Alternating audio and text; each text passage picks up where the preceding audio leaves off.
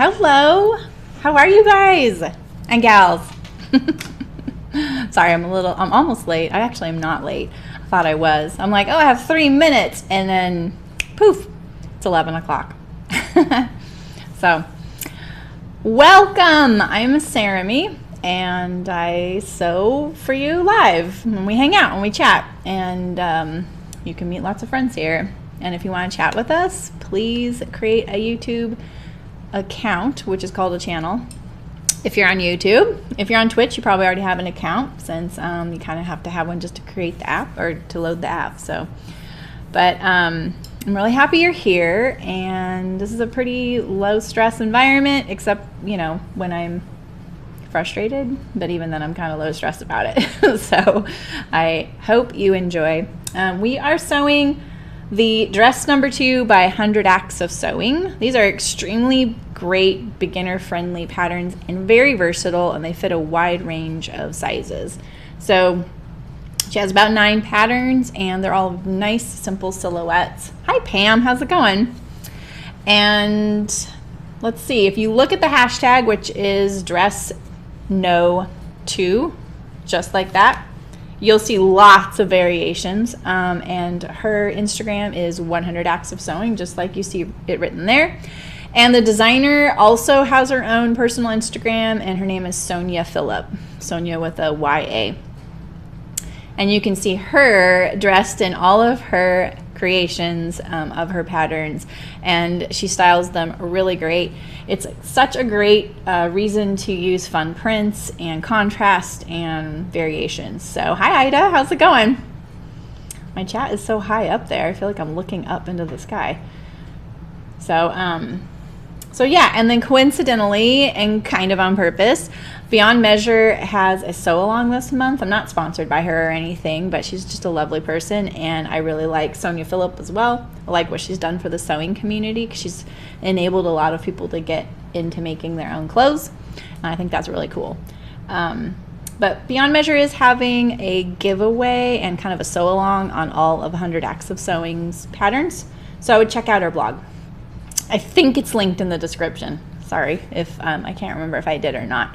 So, but there are like giveaways if you sew and post the garment in the week that she has listed and everything. And if you already have it done and posted, but your week isn't until the end of the month, repost it then. So that's a pretty simple explanation on how it works. Hi Veronica, how's it going? Oh, you do, Pam? That's awesome. I haven't made her pants. Yeah, nice simple pants, quick projects. So let's see, I am making the size medium. My bust is about a 38, 39, depends. And let's see, I'm the medium, so that gives you a good sense of where the sizing is. I'm about 5'5". Hi Kara, how's it going?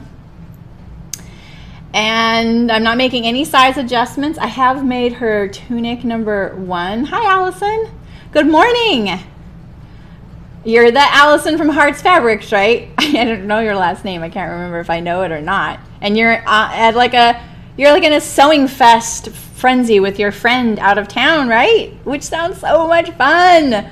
I need a pal to go and sew, like hold myself up somewhere and sew. It sounds so weird because I could just do it here, huh? I feel like I'm cheating on you guys if I sew anything without you now. See what you've done to me. So let's see, I was just going over the Sonia Phillip 100 Acts of Sewing dress number 2, and I'm not doing any size modifications, but I am doing some style modifications. And if you want to see how I did that, there is a video for cutting this out that I posted yesterday. So today is July 11th and it's called dress number 2, cutting the dress number 2. So the style modifications I am doing is I made it a short sleeve. I added an inch in hem circumference, made the sleeve about 9 inches finished to the hem here, and then I added a pleated cuff, which I'm gonna get that right out of the way first, because I am a little like, did I draft that pattern right? Hi Quilter Knits, how's it going? Let's see, I am using the pocket pattern, but I am putting trim straight across the front here with the binding. I'm going to add it here as well in the hem, and I'm going to add it to my cuff seam here.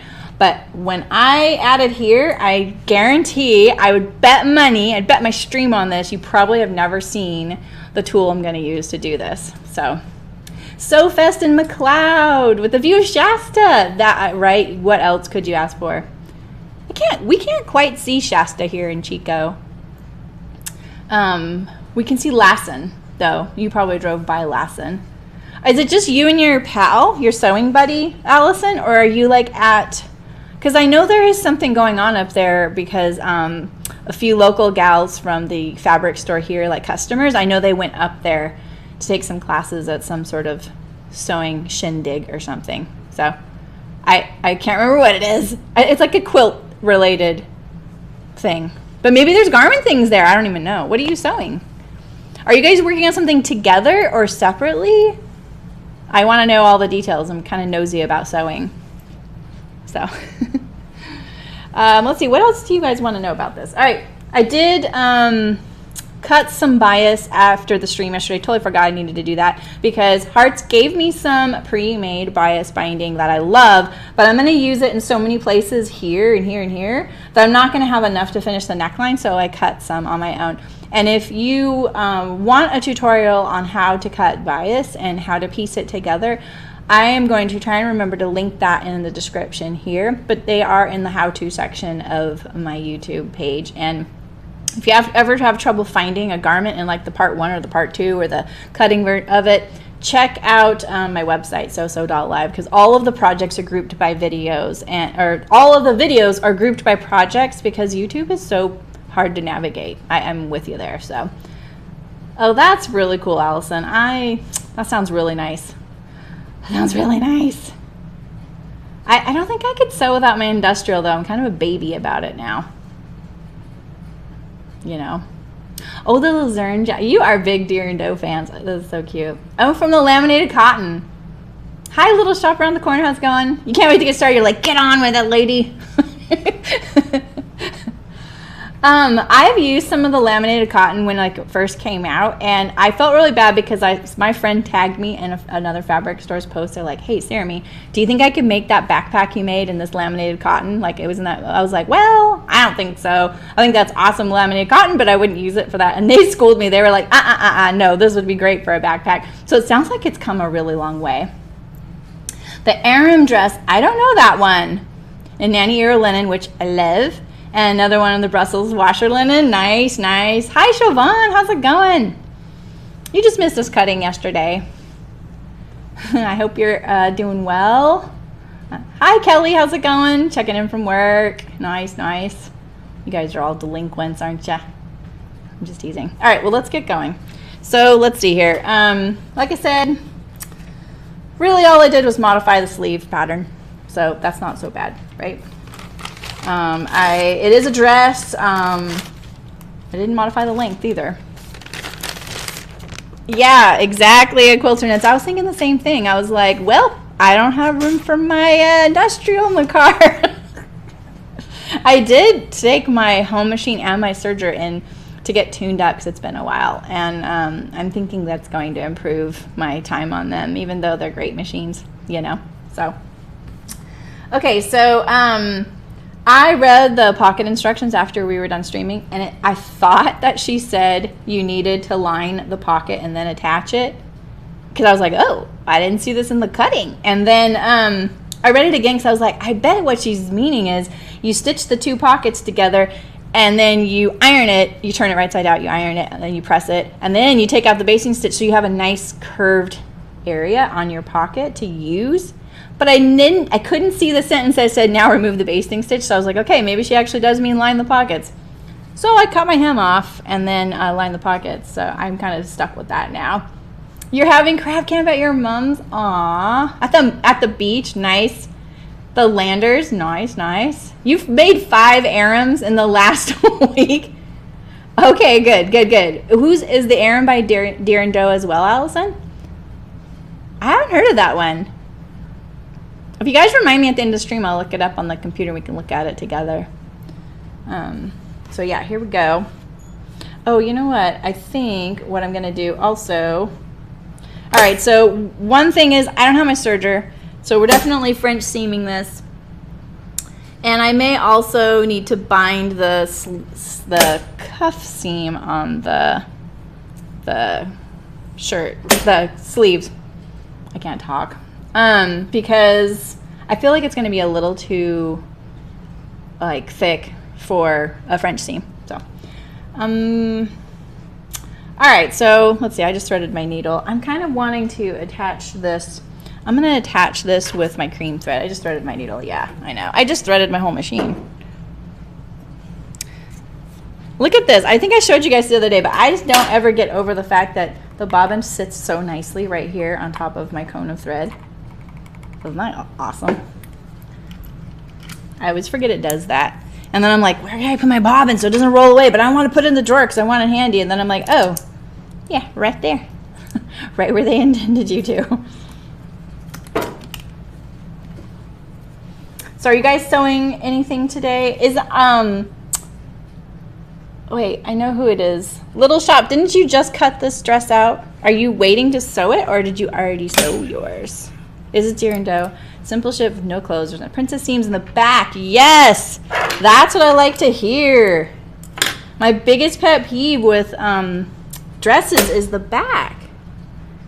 You know, my expression that I steal from my friend is, okay, so in the knitting world, Allison, I don't think you've heard me say this before, so I'm going to do a little background. But in the knitting world, when you knit a sweater that only looks good on the front, they call it a coffin sweater for obvious reasons. And I swear there's so many dresses drafted out there that I'm like, this is a coffin dress, because the back has all the shazam on it, and on the back it looks like a pillowcase on me, you know? It's like, blah. Nice, Ida. That's cool. Okay, so this has a pretty good crease in it, so I'm probably gonna, so this is what I did. To have enough bias binding for all of what I want to use for it, I took the piece that they sent me and I split it down the length. So I only needed one piece this long, and I could use it for both pockets. So this could work. These are two cut edges right here. You know? So let's just press this. I don't have my iron cam set up all the way, so you're gonna have to wait for me to set it up, but you can watch me set it up, okay? Yeah, which shorts, Ida? I wanna know too.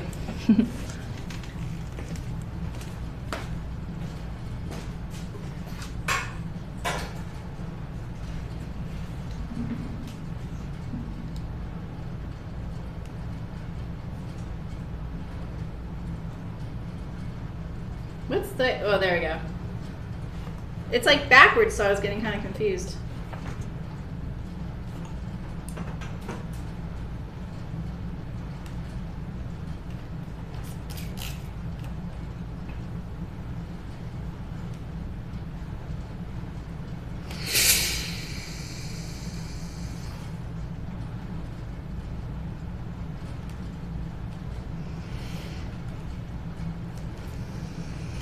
I have to soak it because this wrinkles, this like crease is pretty stiff.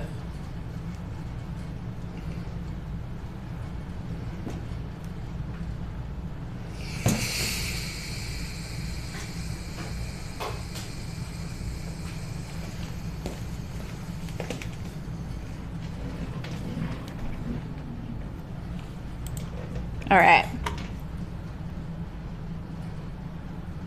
You like the coffin sweater, yeah. Have you not heard that expression before? Hello, Heather, how's it going? You're upcycling a dress today, Siobhan? Is it one you made, or is it just one you already have? Okay, let's see. Where do I want to put these?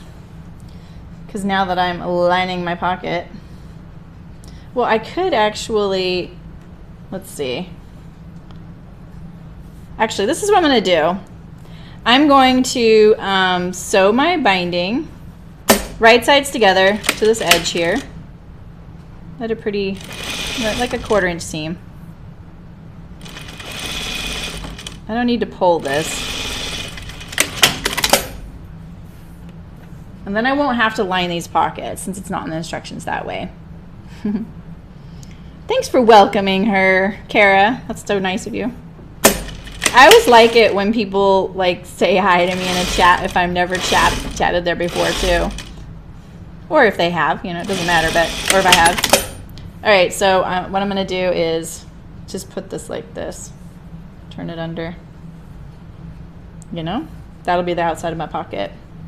So let's iron this again. Oh, when you got from a rummage sale. Hello, Maribel. How's it going? You guys always assure me that you can hear me over here. All right, so let's just press this.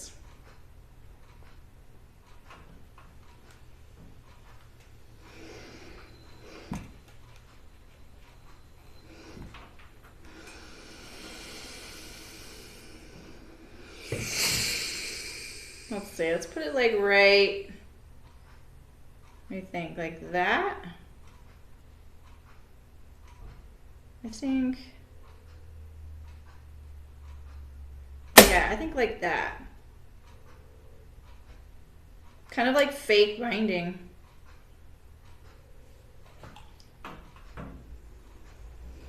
Let's see, I'm kind of making this up.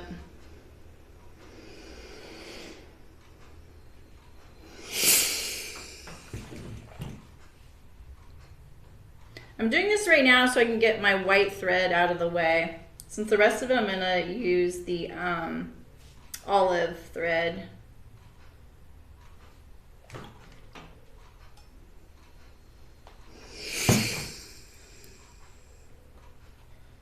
I'm going to do this. Like that. Beat it into submission.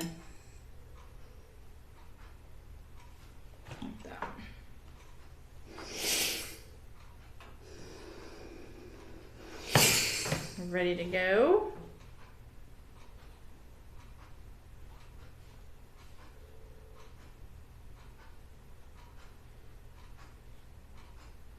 So I'm more concerned with this distance being the same as each other than my pocket height because I can fix that. But this is my next step, so I'm going to do this first. So let's fold this over now. Like this.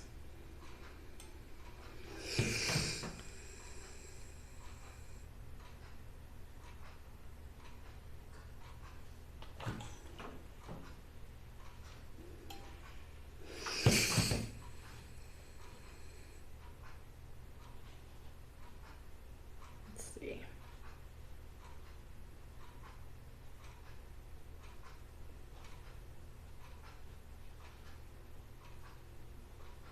That's so clean finished, I couldn't tell what I was doing there.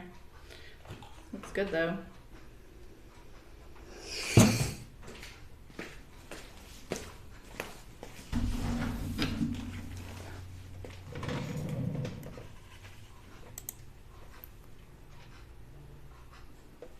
I'm doing dress number 2, Heather, by 100 Acts of Sewing. And I'm doing a few modifications. So I've got some really cute bias trim. Hart's Fabric gave us the fabric and the bias binding. It's this really great viscose linen noil. Thank goodness Lexi joined the chat because I kept forgetting to ask Allison what it was. I thought it was Brussels washer linen. Then when I got my piece of Brussels washer linen, I was like, how did I think this was the same thing? So, oh, you're pre-washing your fabric today, Little Shop. Nice. Oh, jelly printing on the fabric. What does that mean? You want me to do a jumpsuit? There are a lot of jumpsuits right now. I have the Sky Just jumpsuit by Seamwork. Oh, that's cool, Ida. That's awesome. You're cleaning your sewing space. That's so nice. I like having background noise, you know? All right, so I'm going to just edge stitch this. I don't need to back tack.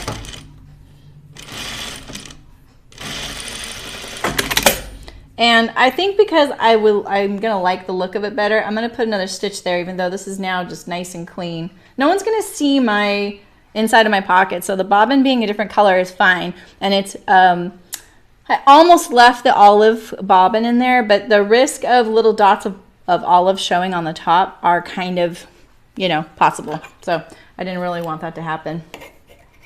So, you know, what takes 2 more seconds to do by changing my bobbin is better than having to fix that later on. So, did you see that?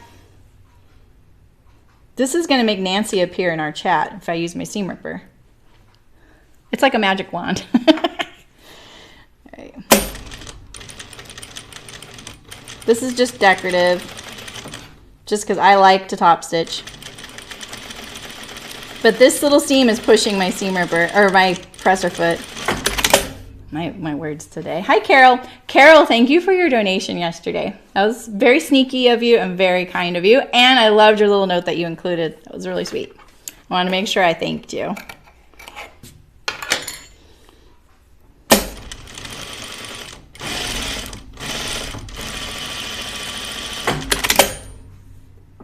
All right, I'm just gonna do, whoa, see, it wants to push my presser foot off there. Once I get it going, it's fine. Except at the end there, what the heck? Okay, if I turn this back, is that really gonna bug me? It's probably not gonna bug me. Oh, but I'm sending this to Hearts. Is it gonna bug Hearts? I don't think it'll bug Hearts. All right, so we have our pockets ready to go when we get to our pockets. That looks pretty cute. This binding is really cute. Yeah, I really appreciated that. That was really fun. I saw it afterward. I was like, what? Okay, so to make my pocket too, I cut this much off of my top there, and this is 1.5 inches. So I cut 1.5 inches off the top of the pocket. This right here is about 3/4 of an inch. This was, and I used a 1/4 inch seam for this binding. This is half the width of the binding. Just threw a lot of information at you, I know. All right, so let's see.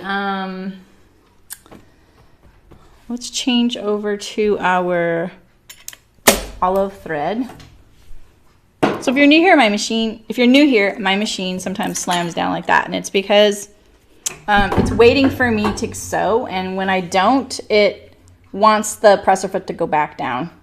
It doesn't want to rest up all the time, you know? It gets tired of waiting on me. And when it goes up and down a lot, that's me because it's touchy. I do it with my foot. I don't think I've sewn since we all sewed together. So I don't know how to thread a needle anymore. Oh, did you guys notice this is, thanks, Allison, you're so sweet.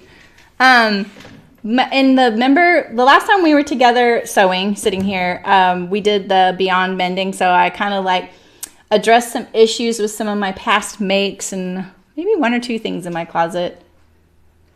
I don't know if I finished one of them, but this was one of them. I was having the trouble with the buttonholes pulling apart, even though it's the right size buttonhole. These buttonholes look really good too, so it kind of pained me that I had this bad luck. I couldn't make the buttonholes smaller. The buttons wouldn't have fit.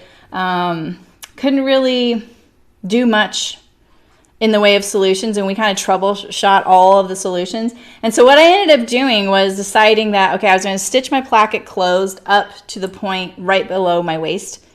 But it's all of those buttons, the one right below the waist and up, that I was having that trouble with the most, because that's where I move the most.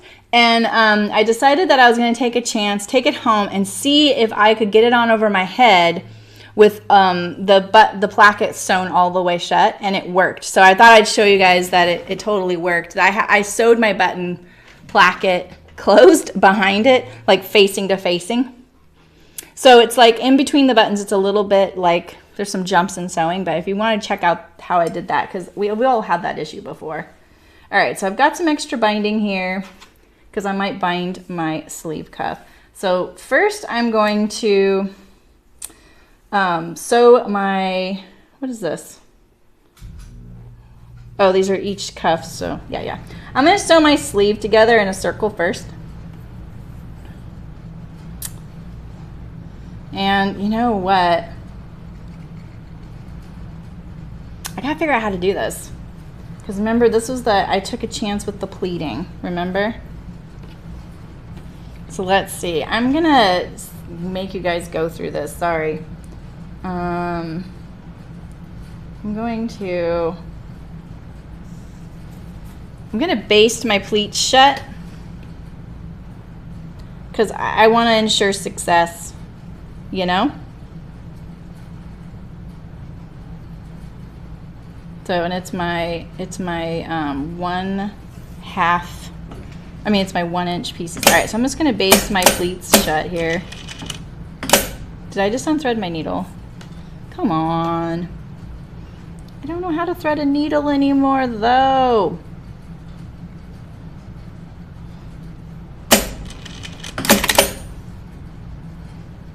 I did.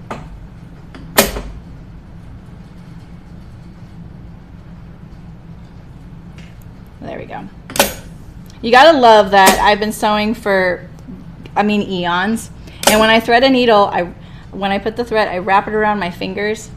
It's like the dumbest thing to do because then when I pull my fingers out, it almost unthreads my needle. Hi Lisa, how's it going? That's great, no zipper needed, exactly, because that was one of my solutions I was kind of deciding on. You know, I was like, all right, or I, you know, sew my placket shut and then put a zipper on the side because I wanted to still be able to wear this dress and it was not gonna happen anymore. I just wasn't wearing it. I'm kind of the, you know, middle of the road modest. I don't really want my dress opening up while I'm wearing it, you know. Why aren't these, who notched this? Here we go. They're tiny. This will be faster if I just make them a little bigger.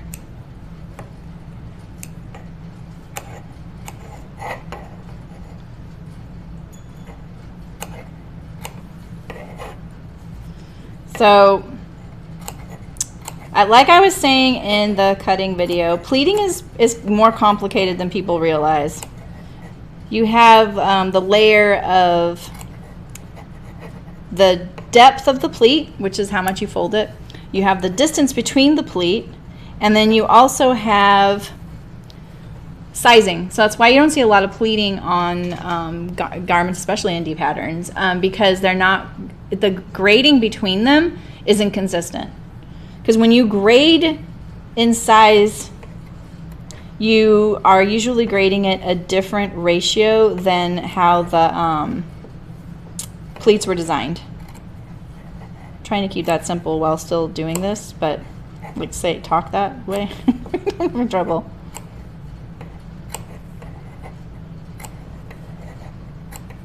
This must have been my under layer.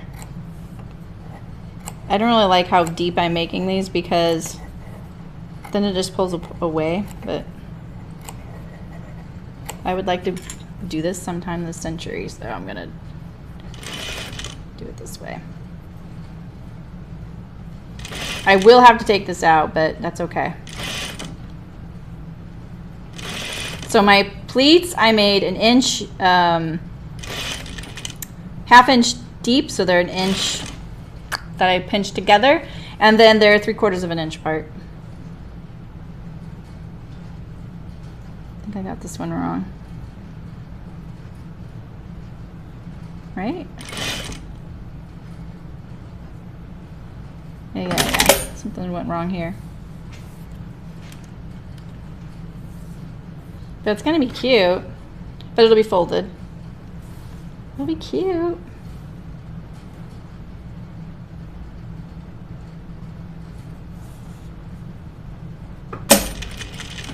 So this was my, this is my solution to make sure that I'm actually going to, it's actually going to work. But I'm kind of off on my notches right now. I can tell. I'm like on the wrong one. Now I'm eyeballing it. I don't know what I did there.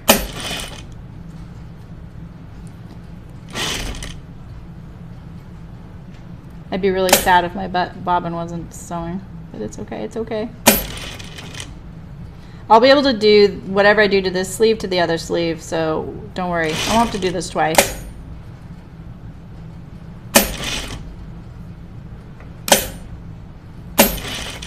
All right, let's see. Here's my sleeve. gonna look good though. I think it's gonna be cute.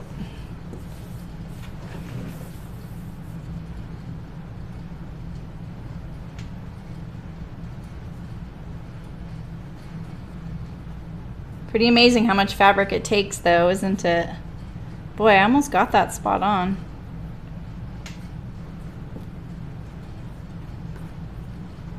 I think I'm gonna leave that. All right, cool. Dang, I can't believe I got that. I'm kind of shocked.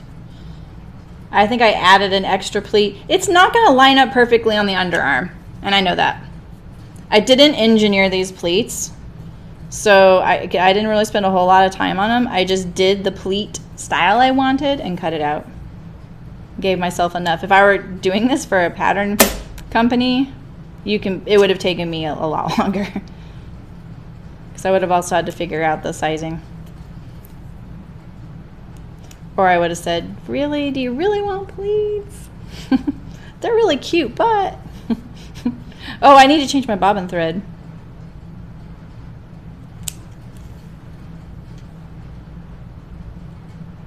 All right.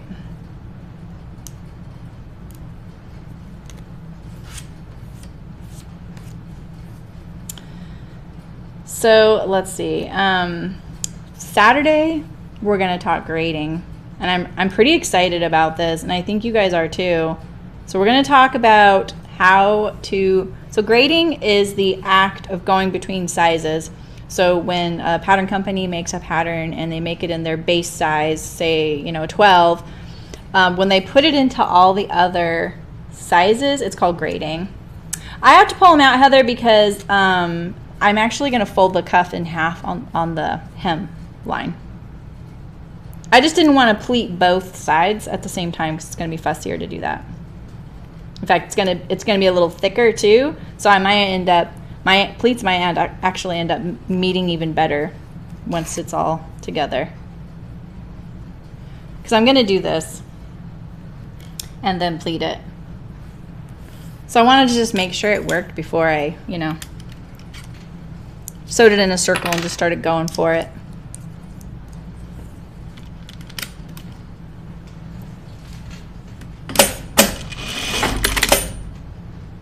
I'm gonna leave this right here. All right, so I'm gonna sew this right sides together. I honestly can't tell the right side from the wrong side. Sorry.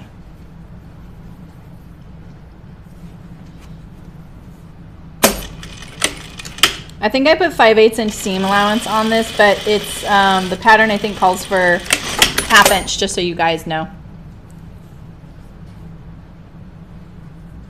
Look at that, it grew a little bit there. All right, so we're gonna do this.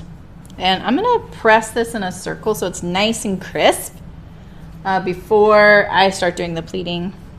This will be the longest part of this project, and I hope you guys stick through because I'm really excited about how I'm gonna put the binding on, the binding trim on the hem of the dress. I think it's gonna be really fun. All right, let me just press these.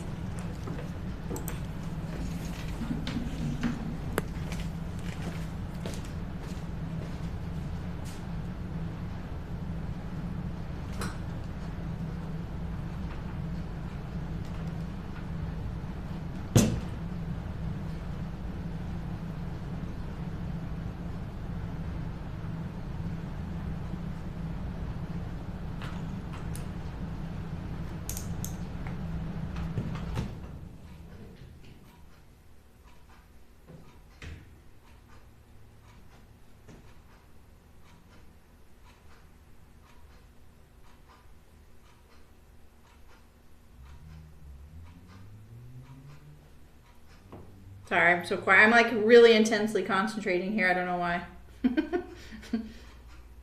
It's just a sleeve. See, that's my machine crashing down.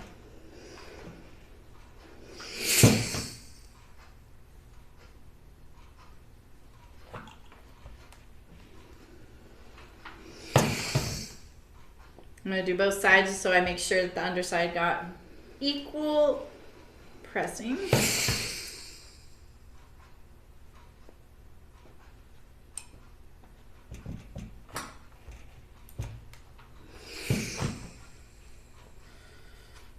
Okay.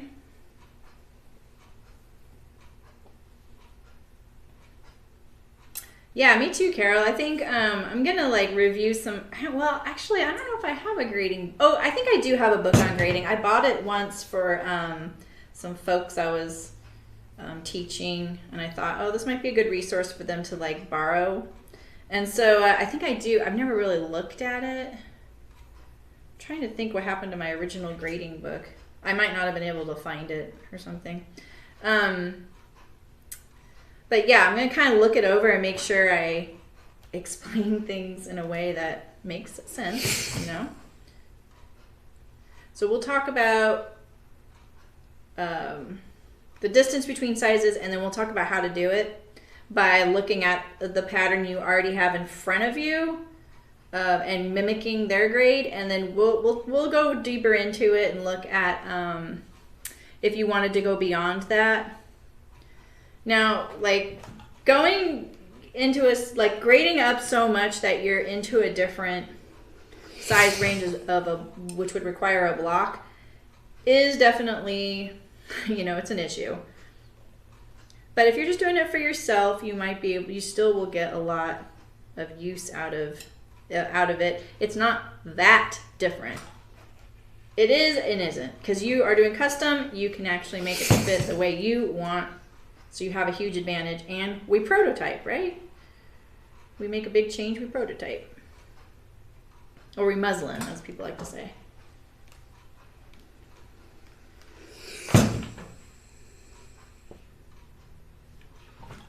Okay. Let's do this.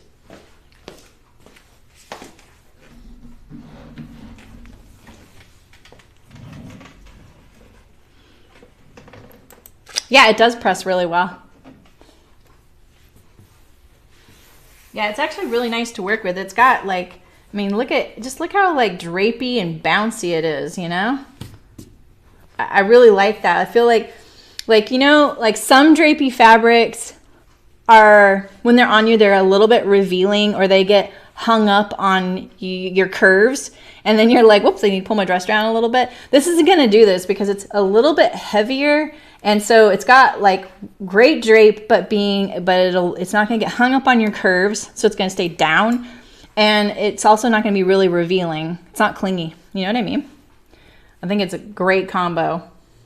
It's got more drape than the Brussels washer linen. And it didn't even really wrinkle when I washed it. So it's awesome stuff. Yeah, exactly, Cass. Hello, by the way.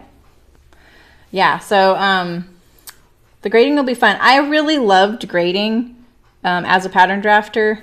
I'm going to do French seam, so let's just double check. Is it 1/2 inch seam allowance?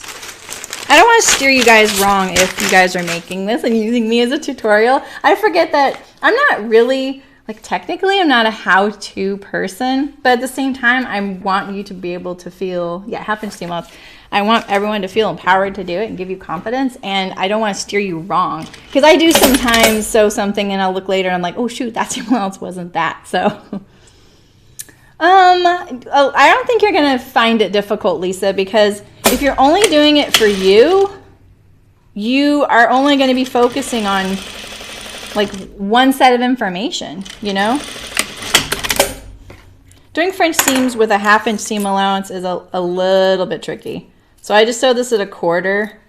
I'm going to trim it kind of way down.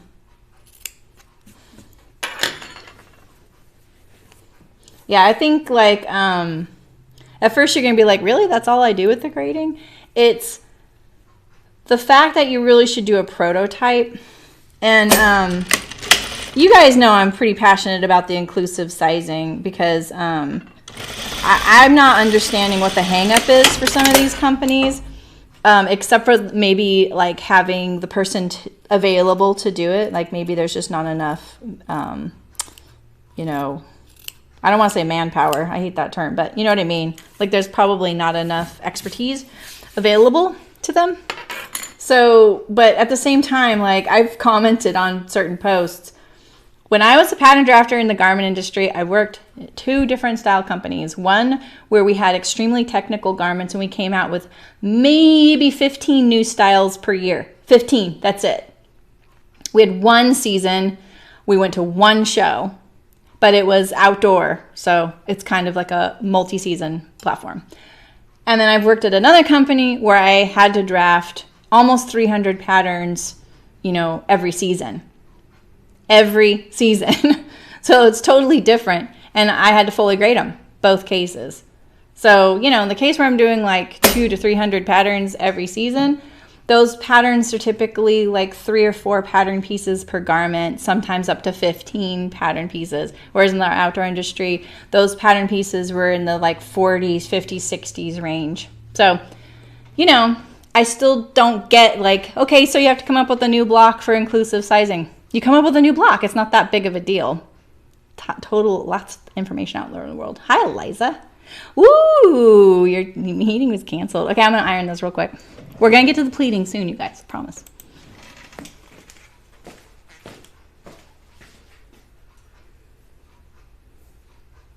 All right, so I'm just going to press my seam allowance one direction.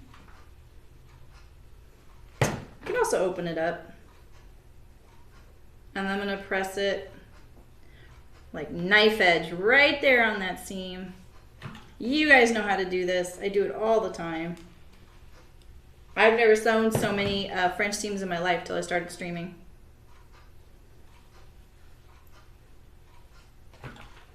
That looked a little curved, so I'm just making sure that I didn't, you know, I'm getting it right on the edge there.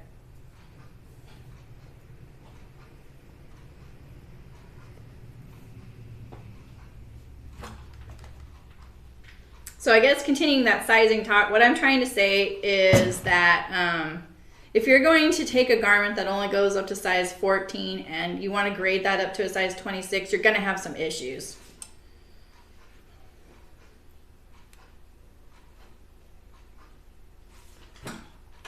That's just a lot of sizes to jump.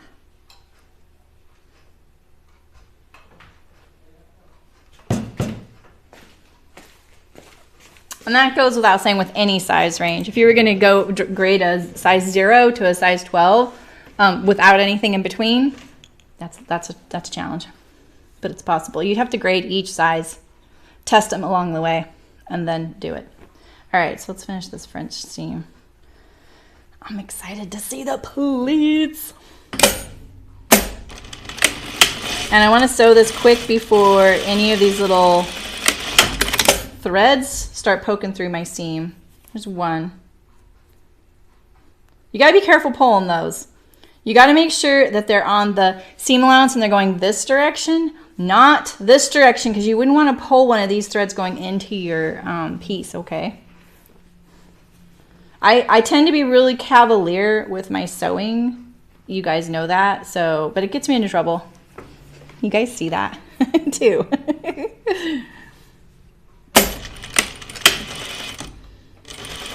I can kind of see where that seam allowance is. What just happened back here? What the heck is that? Oh, it's just my thread. What is all that? What is all that? Was that just my first stitching? I don't know. All right, so let's tack our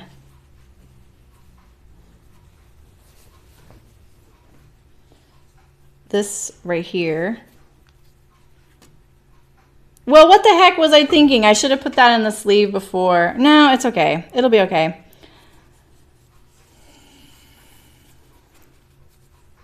It would have been smart to put it in here before, but it'll be nicer looking. What am I talking about? No, I wouldn't have done that. Okay, let's figure out what I need here. No, I'm doing this right. I'm doing this the way I would do it. You could have laid this flat on the hem, it's true, but you would have a seam through it. It wouldn't be continuous. It's subtle, but it's that kind of stuff that kind of elevates your sewing. You know, you don't have to be perfectly precise figuring out this length because it's biased and it does have a lot of give. So don't be too hard on yourself. Don't agonize over it. I just walked it around the seam. Now I'm going to sew it together in a loop.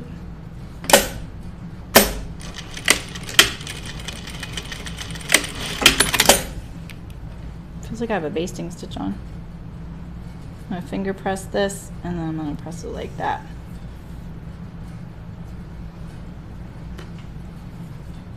Oh, I should have cut this one when I did this other. I'm out of practice. So yeah, I'm just going to walk this around. Now I need to like decide, I think the way that this is going to look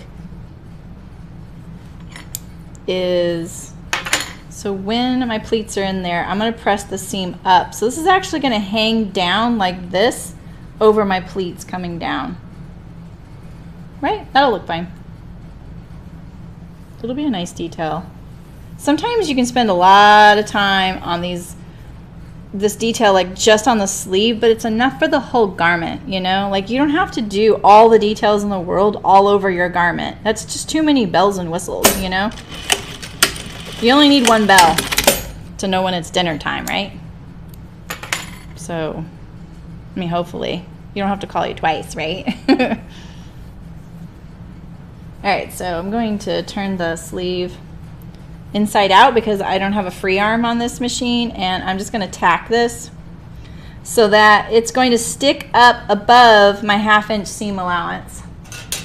So let's kind of get an idea where that's at, because this binding is also binding that I cut one piece for 2 sleeves, and I cut length down the middle. No, Aliza.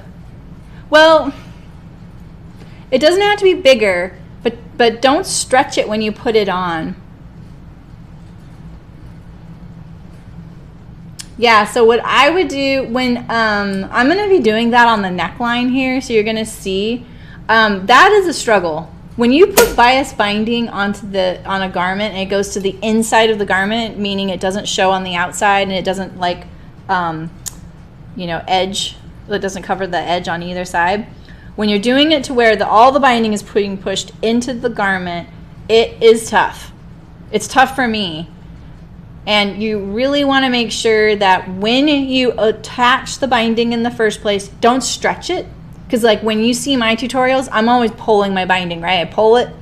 And that way, when I turn it to wrap around the edge, it just naturally wants to do that and turn under, you know? But when I'm doing it to the inside of a garment, because this edge here is a different length than the edge that this side of the binding is going to be sewing to, and if this is a longer length here than it is here, you need to keep this very relaxed when you're attaching it here to be able to lay flat when it's here, because if not, it's going to pull in your armhole, and I'm sure you know what I'm talking about. So clip it a lot. Clip it like as much as you can around the curves, like at the bottom of your armhole after you've applied it, and then I would press the seam allowance towards the binding and edge stitch it, and then I would turn under the edge and top stitch it down. And I think all of that is in my bias binding tutorial. You could probably fast forward to it and watch it for a minute. Might help. Okay, so let's see. So my 1/2 inch seam allowance is right here. So if I laid this flush, nothing would show. So basically the amount that's going to show is whatever I see right here in olive green. All right. So I'm just going to keep it simple like this. I'm going to sew just inside the 1/2 inch seam so I know that this stitch doesn't show, you know. Oh yeah, well then you could try that. It'll probably be easier if it's a little longer. If they provided it and it's an inch longer, try that. Maybe try a sample so you don't have to, because the more you stitch that armhole, the more that armhole is going to get too relaxed and kind of stretched out. So in between, if you have to rip it out, make sure you press it real good to kind of bring it back together. That might help. I've seen that match a top. It's cute. I can't remember what it looks like, but I remember liking it.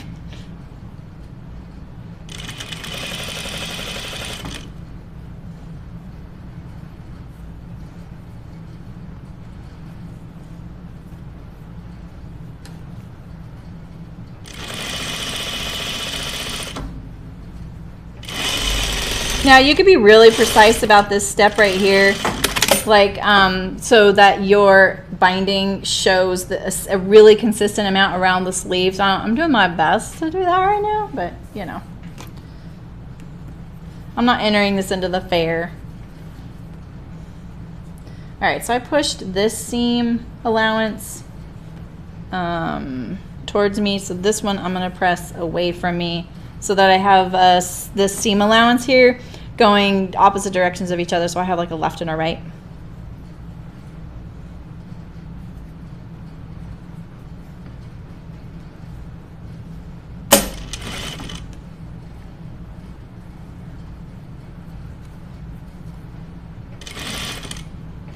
My presser fit's really pushing things out of the way today.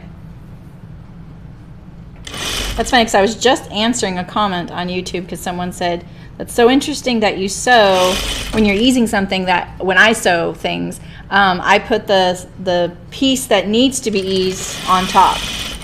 And she said her mom taught her to do it differently, where because the feed dogs would help. And it's true, your feed dogs can help you ease things in, but my machine wouldn't do that. My machine, because I have so much pressure on my presser foot, because I like it that way, sometimes what happens is that the presser foot's pushing things towards me while the feed dogs are pulling. So I have two opposing forces that sometimes don't always benefit my sewing. I'll get less hooked on the presser of the pressure foot once I'm not sewing as many bags, because I'm still sewing lots of bags in the behind the scenes prototypes for my patterns that are I'm working on. Okay, pleat time. Is this the one I sewed or is this one? I kind of want to start with the one I didn't sew already.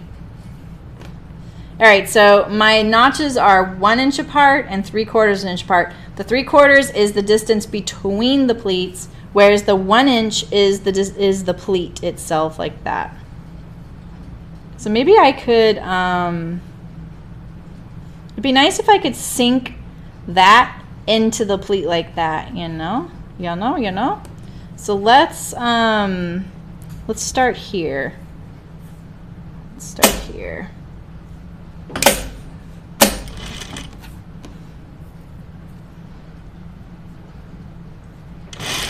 So this, I did a really fantastic job ironing that, didn't I?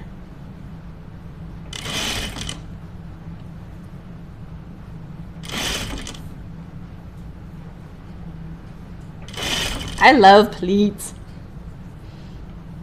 Do you guys like pleats? Is that old-fashioned? I really love pleats. I've never, ever, ever been with the times on anything. Like when I was in college, design college, I really loved the 40s. And that was just not hip at all. Then, like now it'd be fine. And you know, it's not like when people say when someone's kind of out of sync with the times, oh, you're just ahead of your time. That's not true. You're just not in sync. That's just how it is. Why is this one right here? This is the one that was off before too. Look at that. Delicious. So cute. So cute. I'm gonna make this go all the way to the notch. You know? Yeah, you hate pressing them. Yeah, like when you are wearing it. I hear you. Yeah, I have a few garments with the pin tucks down the front. I really love those. Why are these notches are not, they were fine and then they're not fine. It's so weird.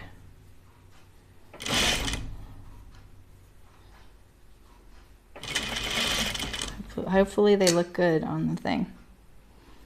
Yeah, I have this one top. I think it's like April Cornell, like it's that classic of the pin tucks down the front. And when I go to press them, they're actually pretty well behaved. They always stay flat, like from the center back, they go left and right.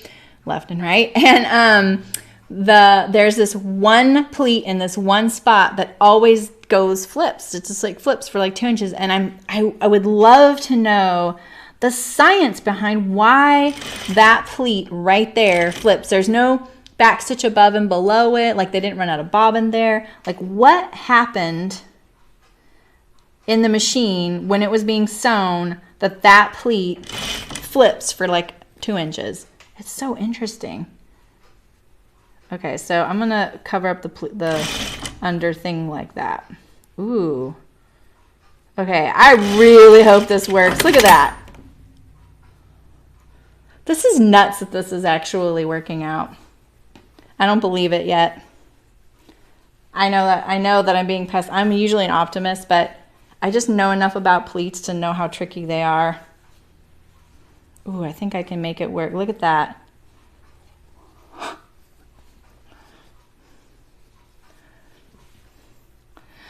Any must tip for sewing knits? Make sure you use like a jersey ballpoint needle if you're using it on a regular home sew machine.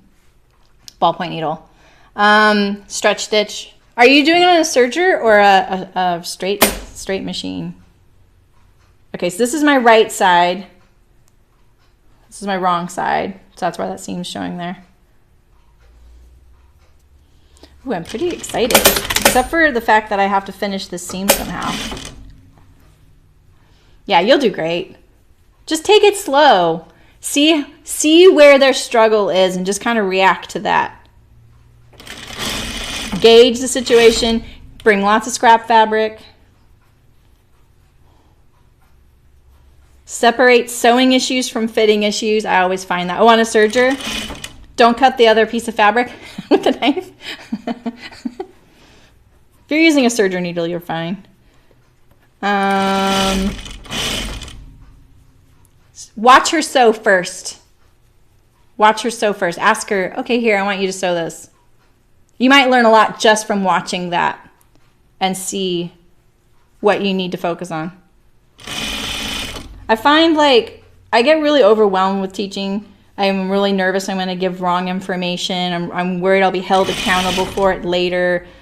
But at the same time, like really people just want to be listened to.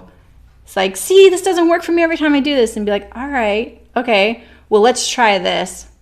Divert her from it. You know what I mean? Like change the focus on it. Get it away from the garment. Try something new, you know? Give her success. You know what I mean? Like do something where she's successful and be like, see, look, you are doing this. It's okay. You know what I mean? Because sometimes that's all it is. It's just like we're really scared. And so, Siobhan, you're so sweet. Let's see how it looks, you guys. Ooh! That looks pretty good. What do you think?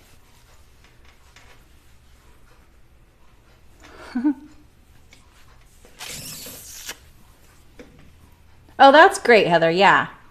Short seams. Yeah, it definitely helps the scraps and all that. You'll be fine. Okay, so I have to finish this edge. So I think I'm going to bind it. You don't have to if you have a serger or something, but mine's in the shop.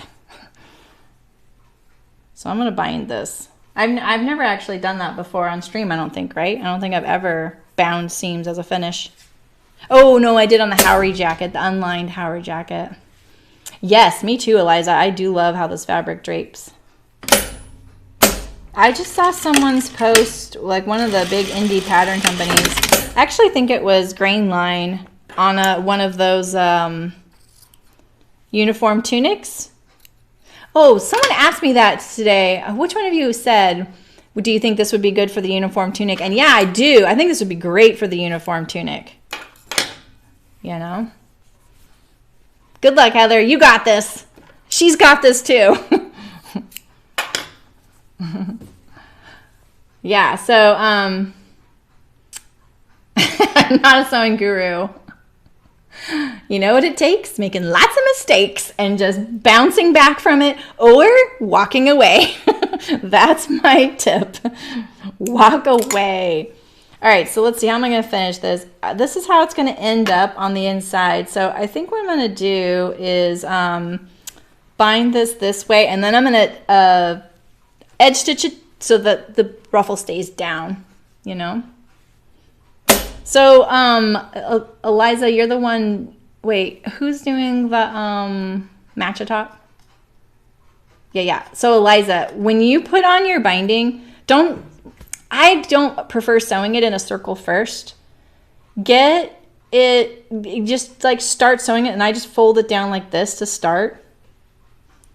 This is a lot of thickness here, so I'm gonna keep my start and stop away from the seam. And then, when you come back around to this, like all the way around, just cut this off straight and then just lay it like that.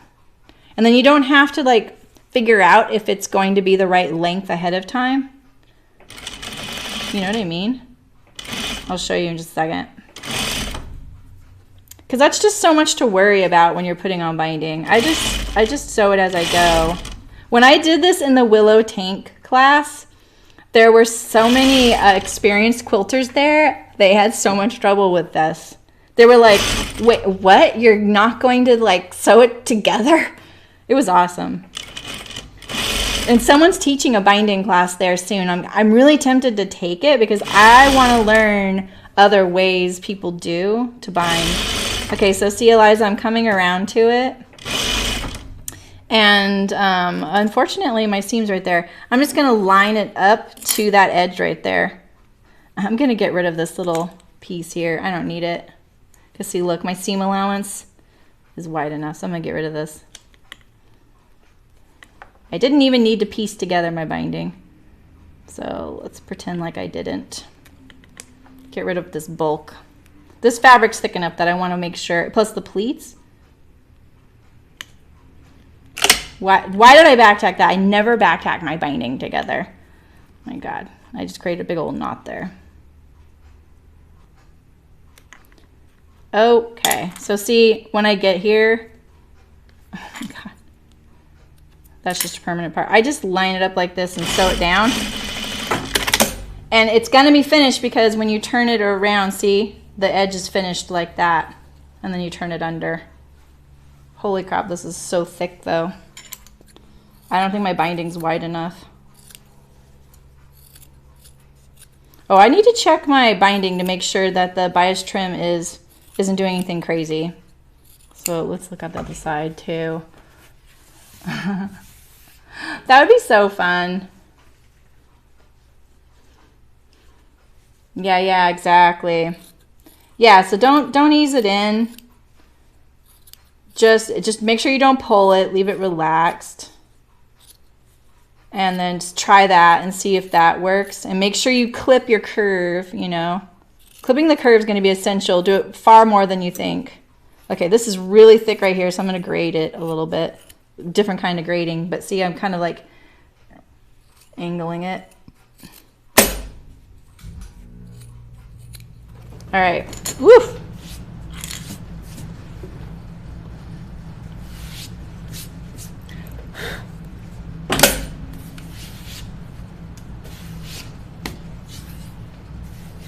Okay.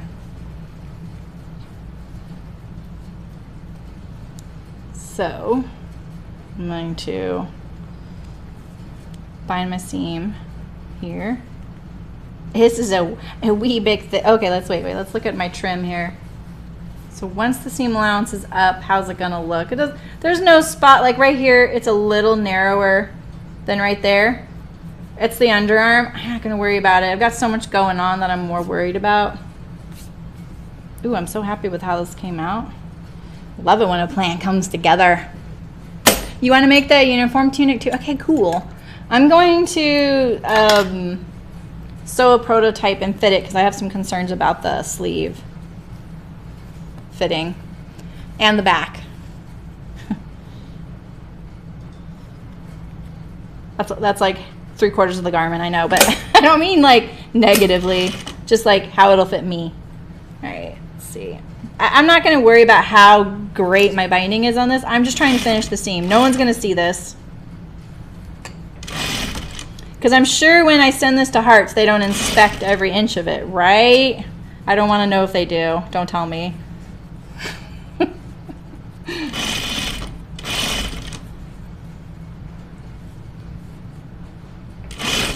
It's got a lot of stretch. Like, look how short it looks like it's not going to work, but it actually has so much. The weave is nice and open. It's very easy to get it to do what I want it to do.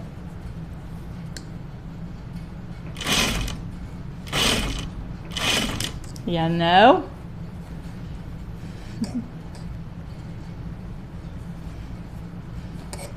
What the heck? I'm not getting the sleeve in there, am I? Eek. Okay. So this is one way you can finish seams, and there's some really lovely ways to do it. This is pretty desperate. Desperate's the word I'm looking for. Okay, so now my seam is bound on the inside. It's all clean. And now I'm going to top stitch the sleeve like this so that the ruffle stays down.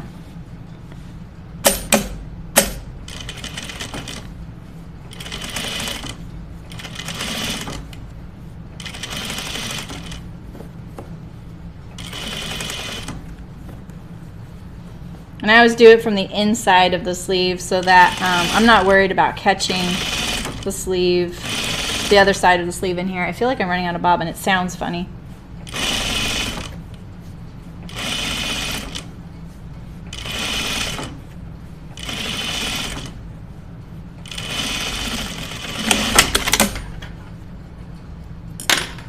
All right. Pretty cute. It's pretty cute. I like it. One more. So how did I do this? I started... Okay, so do I want my pleats? The one thing to think about is, and I didn't think about this when I started, do I want my pleats to go like fold this way on that sleeve and that way on this way? I feel, do you trim your seam allowance then clip around the curves, or you clip around the curves then trim? You can trim first, like trim a nice seam allowance edge and then clip it. Because if you do it the other way, there's nothing wrong with doing it either way, but when you do it the other way, it's messier. You'll get all the little pieces of clips. I'm getting a grade! No! Of course, they don't inspect it. Where's my halo? Just put that on right now. Okay, so do I want, I think I want the pleats to go the other way, but I didn't design it that, oh yeah, I did design it that way. I could do that. Okay, okay. This is, I have to sew it the other direction. That's kind of confusing for me. Let's see, where's my, that's 3/4, that's 1 inch, 3/4, 1 inch, okay. Is this gonna work again? Like that? Okay, yeah, okay. So I'm gonna start.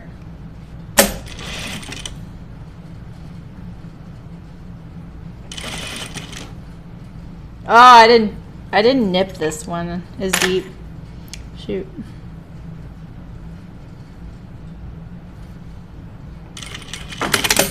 I can't see my clips. So I'm gonna do this.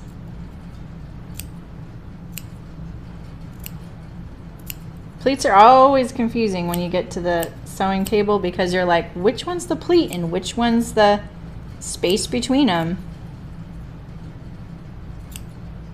Did you guys know? I need to Google this now that we have Google, because I have not since we've owned the Google.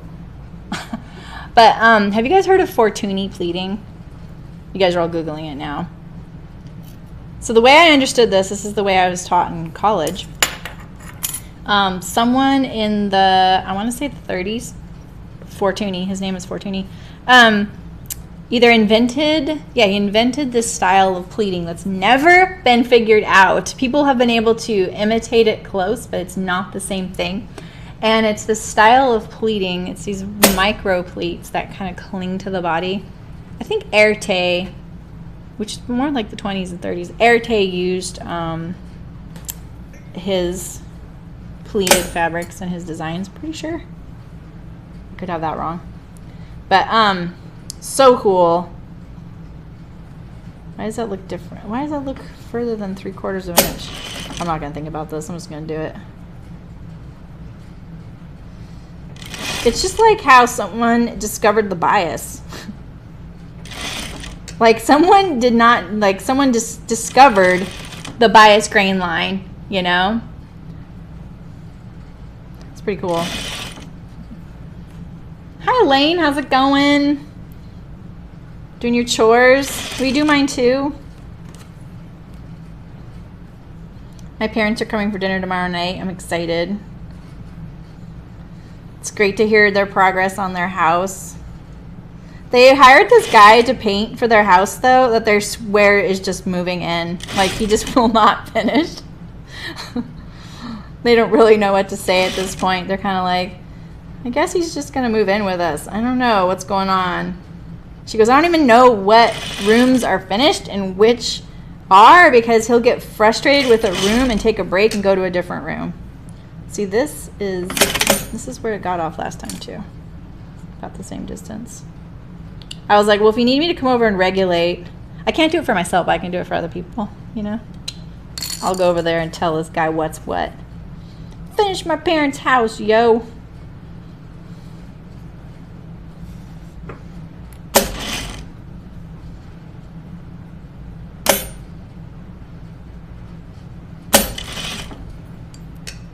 Maybe it's because I had this on the fold. Is that why? Not your favorite thing to do, yeah. I never do all my chores at once. I just do them a little bit here and there. And the way I look at it is I'm the one who wants them done, not really anybody else. So I can do it however and whenever I want, you know. My husband does do a lot of the cooking. And, you know, like, I feel like when husbands do all the cooking, they get like a special prize for that in a way. And I am so incredibly thankful that he does take it on, because I just really don't like it. I don't enjoy it. When I cook, it's always baked stuff. Like last night I made calzones, you know. And people seem to be impressed with that, but literally it's just because you put it together and you put it in the oven. It's like, that's my form of easy, you know. And but you know, it's like, it's if you were to say, oh, my husband does all the cooking, everyone's like, wow, that's really cool. And you're like, and I do all the cleaning. They're like, yeah. Right, Siobhan? I know. Well, my parents obviously aren't having a newborn. But that would be good. I would just be over, like, I'd just go over there and be like, yo, dude, come on. These people need to move in. They haven't had privacy in ages, you know? Okay, so this is, I don't want to confuse myself. This is this sleeve. I want my pleats to go the other way, right? These pleats go like this, so that's the right side, like that. And then I'm gonna sew it inside out. You gotta just make it logical. You don't have to know that stuff. All right, where's my seam? Here it is.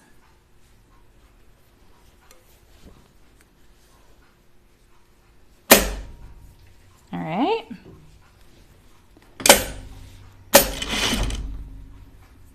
What are we doing after this? Let's see. We're going to put the tunic together. I wanted to get these out of the way. Sometimes the thing I'm worried about the most, I have to do first. I just have to know. I'm not a procrastinator. You can tell, right? That's it, because I used to be a procrastinator and it would just stress me out more and more. And then I realized one day, like, okay, not only did I not get this task done yet, but I spent all this time agonizing over doing it.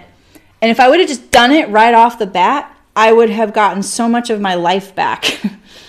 You know, because there wouldn't have been the time procrastinating it. and doing it, there would have just been the time doing it. And then it's never as bad as I think, you know? I didn't always face things head on, but now I'm pretty much a head on type of gal.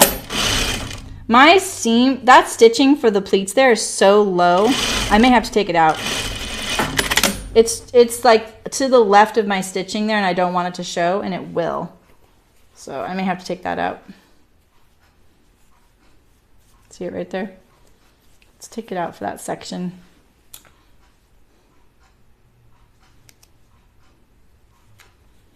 It's easier.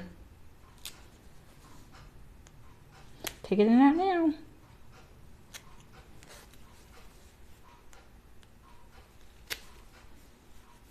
There we go. No problem.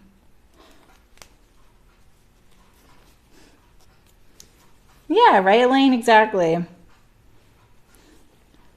Good job, you.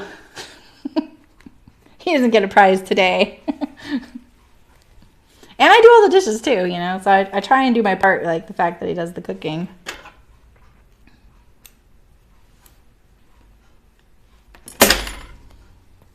Like, you know, on the daily. I like doing the dishes though. I like it when my hands are busy. I can think about things. All right. Let's bind this, and then we're moving on to something else. Aren't we ready? All right, this one is long enough. I'm gonna check. Let's look at this. Ooh, that's kind of narrow.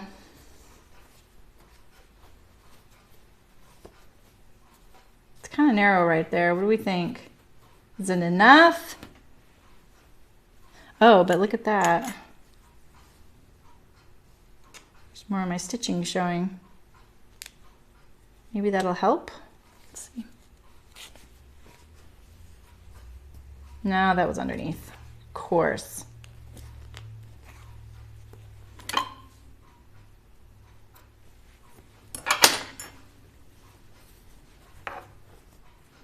See, look at how much more is on this side. I actually like the way this looks better. All right, so let's raise the seam up just a tiny bit between here and here.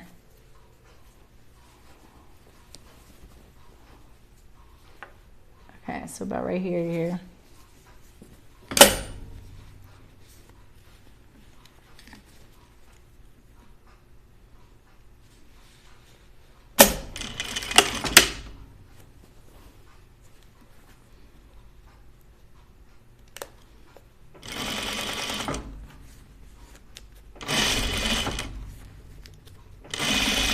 Better to do it now before we can't, once the binding's on.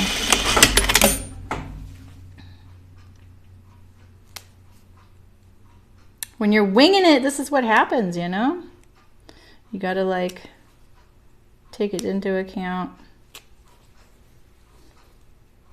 We are finishing this garment today, so it is kind of, I am like packing in a lot. Because I kind of want to catch up on some streams. I really want to do the grading with you guys. Bye, Quilter Knits. Thanks for coming. Good luck on yours. Oh no, it's the shop gal. Sorry. I don't know why. I think you guys joined the stream at the same time. Look at that. Now we regained it back. There we go. No problem. Okay.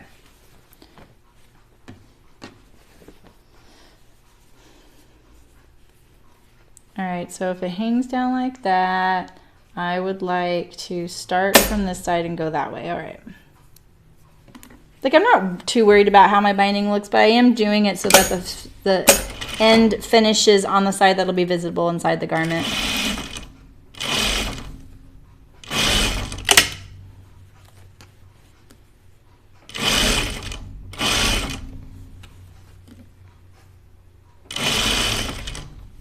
This is so easy to use. One thing I learned in that willow tank class that I taught was I picked double gauze for my willow tank. And one of the gals was like, oh, are you going to use your double gauze from your garment to bind it? And I said, yeah. And she was like, yeah, have fun with that. Boy, was she right. That stuff is like, I love the double gauze, but sewing it as binding was definitely one of my least favorite binding experiences that I'd had in a while. I was like, wow, this is really squirrely. I'm going to trim this pretty low to be able to wrap around all these thicknesses. I mean, look at that. It's a measurable amount. It's so thick.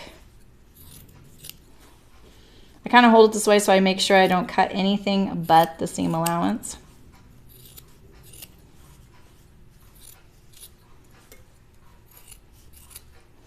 So next week, after our grading thing this week, we're going to sew a men's button-down shirt called the Fairfield. So if anyone's interested in like shirt sewing, same steps for men as it is for women. The buttons, you know, they button the opposite. That's it. So if you're interested in that, that's really great fall prep, you know? Now's a good time to start thinking about what you want to wear this fall and start finding your patterns and shopping the fabrics and patterns and everything, because you could then get the most wear out of it when it gets a little cooler. And a button down's a really great option for that. I want to find a feminine button down. Maybe I need a mellow.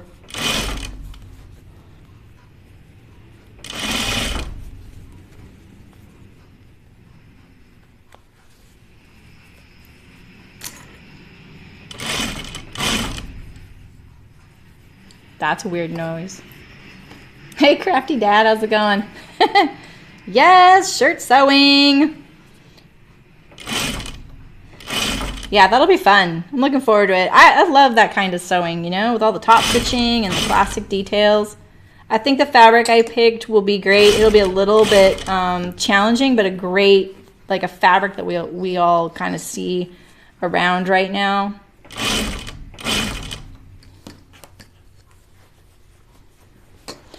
Yeah, I'm excited about that one. I am going to make it short sleeve, so I hope that doesn't disappoint some of you for the placket part. But because have I done one of those plackets with you guys?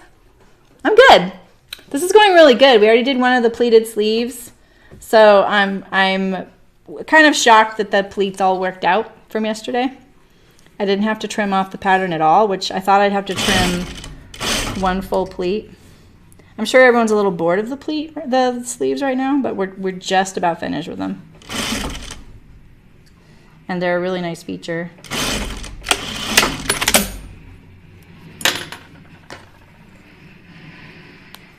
Yeah, that's not okay right there.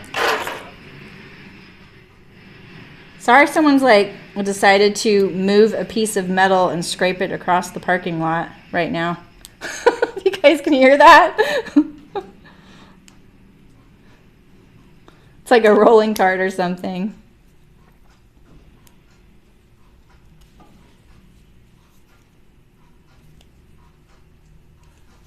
Just gonna poke this in here.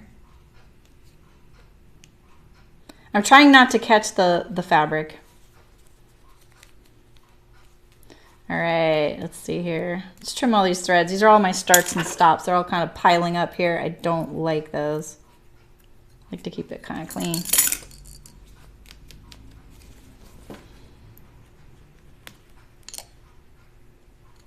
All right, that's what we needed. We needed the awl, the magical awl.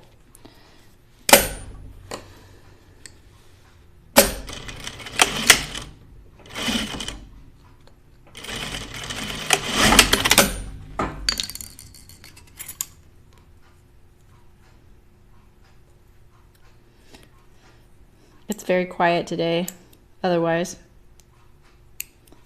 All right. Oh, look at that. This fabric is so loosey-goosey that I just sewed it right into that spot. That was the sewing fairy, by the way.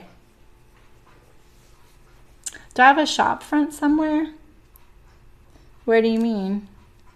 I mean, I have my website if that's what you mean, but I'm not really selling anything. Not yet. If that's what I mean, I'm sorry. Maybe I missed when we were talking about that. Something. Yeah, the sleeves are definitely going to be a good feature for this. I feel like I love olive green, but it can be a little like heavy. And I think this is going to be really great in kind of lightening it up and making it more summery, you know?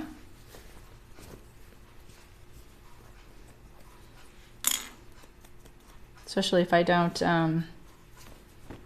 ruin them right now. All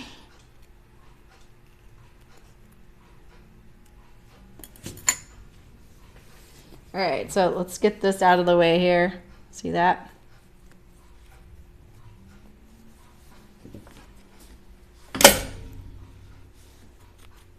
Make sure I go far enough back. Oh, look at that. Yeah, that's so satisfying. Isn't that satisfying when we get to do that?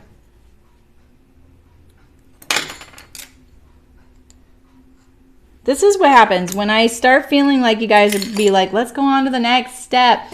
I start kind of not doing as well, which then makes it take even longer, you know?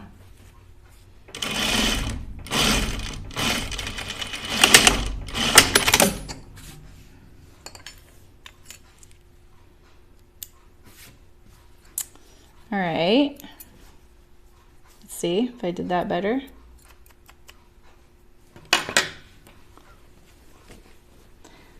Very cute. All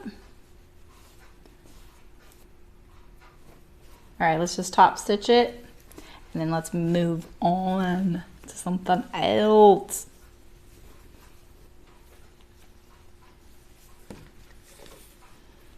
I really want to get done making all my patterns, but it's going to take me a while. I have to just tell myself this is going to take a while and it's okay, because I just really want to do more with you guys.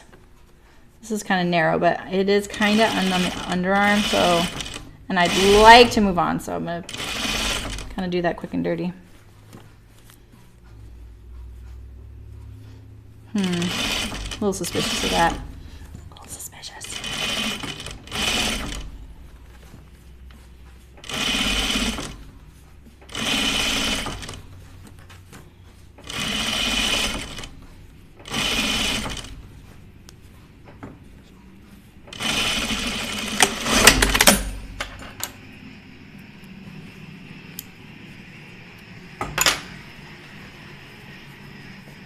Oh gosh, Aliza, I'm sorry.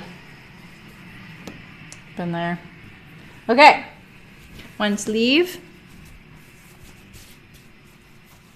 One sleeve and two sleeve. Right? I have to hold them up. All right, these are so like,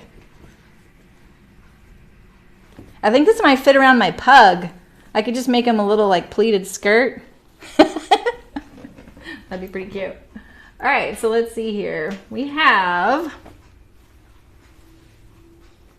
so this is for the hem and this is for the neckline. I cut some binding for the neckline that's a little narrower than what I used for the sleeve. The sleeve, I think I cut that 1 3/8, and for the neckline, I think I cut it about 1 inch. Because I'm using all the pretty binding they sent me to be on the outside of the garment rather than on the neckline. If I had enough, I could do it. And so maybe I will actually, oh, let's put our pockets on. Let's put our pockets on so I don't lose my pins. I actually kind of, the pattern doesn't come with markings for your pockets. So you need to do that yourself. Best thing to do is to just, you know, hold it up on you and do your best. So let's see, this is my corner. I'm gonna do it like this. I'm gonna lay it on here. It's pretty close to the side seam. I'm laying it a little bit past this pin here because of the seam allowance. Like this. I don't want them to get like this, you know. So let's see how they look here.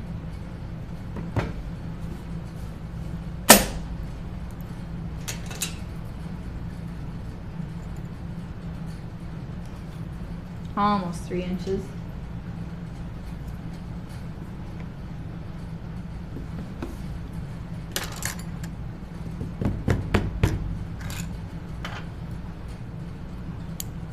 All right, so let's pin these down and then look at them again.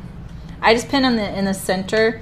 So one of her tips is actually quite excellent. Maybe I'll do that for you guys because it will, we'll just do that. It will help you stitch it. So one of her tips is that you stitch your 2 pockets together, this. You don't backstitch. This is actually going to help my pockets be exactly the same size too, because look, the one's a little bit longer right now. So we're going to stitch around. And sometimes when you're trying to attach a pocket with a curve like this, it can be a little tricky. You get little like points on that curve, you know? I bet you guys know what I'm talking about. It happens to me too. So this is one way to combat this. And then we're gonna iron them.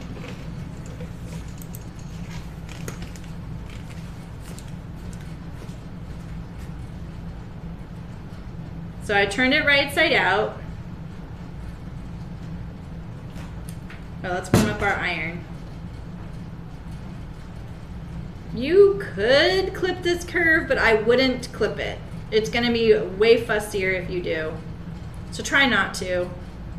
Just try and get the best curve you can along your seam line here. Pressed there.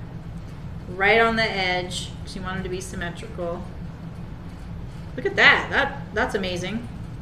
I didn't think I did that well.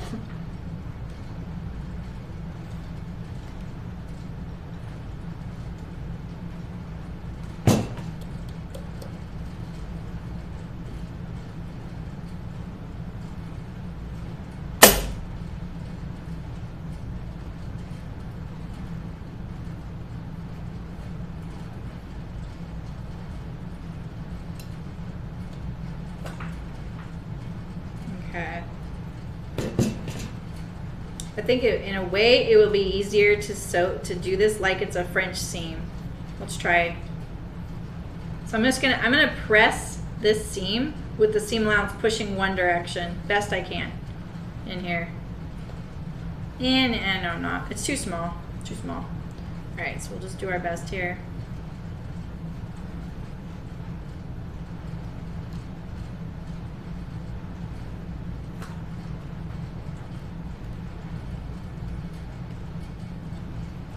It's really the curve that you're most concerned with.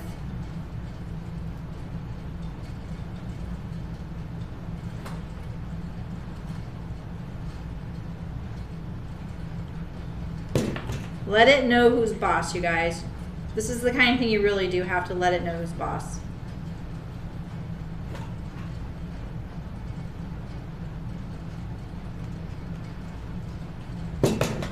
Okay.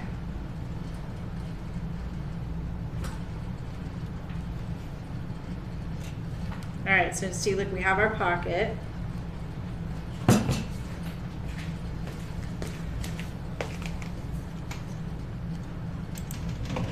And now you're gonna unstitch this.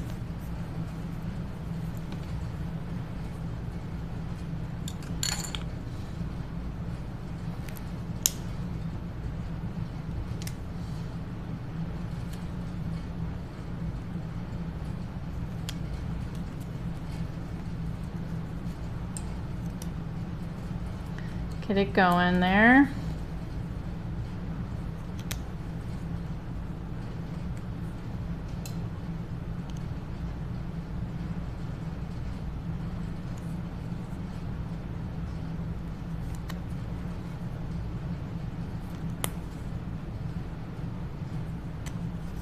Lots of seam ripping today. But this is intentional. We wanted to do this.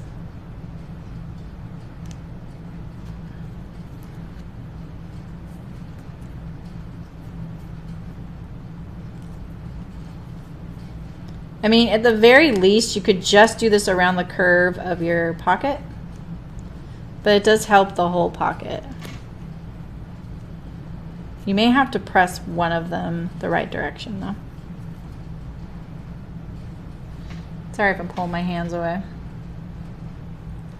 So this is where I got confused on the instructions, because admittedly I was skimming. So I kept looking for like, well, does she take this apart and then she has it so that it's turned under? And because that's what I kind of figured. And it was right there, like so plain, but I just couldn't see it. And I was like, I bet it's right here in front of me. I still didn't see it. So, but this is what she meant.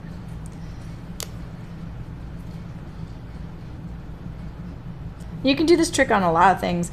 The other thing you can do is not sew them together so you don't have to remove it. I've done that before for you guys, where you just sew along the perimeter just inside the seam allowance, like on the seam allowance, and then you can pull the threads a little to kind of tighten them up, and it'll make it kind of curve a little bit, and then you can press that under. What I like about this is that it'll probably guarantee that my pockets are the same shape and size as each other, because symmetry is pretty nice. Your eye goes to something when it's not symmetrical more often than when it is. At least for me it does. I'm all about proportion and distances of things apart from each other. That's just one of my quirks. I'm very spatially interested in things. I remember people's silhouettes rather than the way their face. So bad, I know. Like their hair, if they change their hairstyle or wear it up, I'm lost.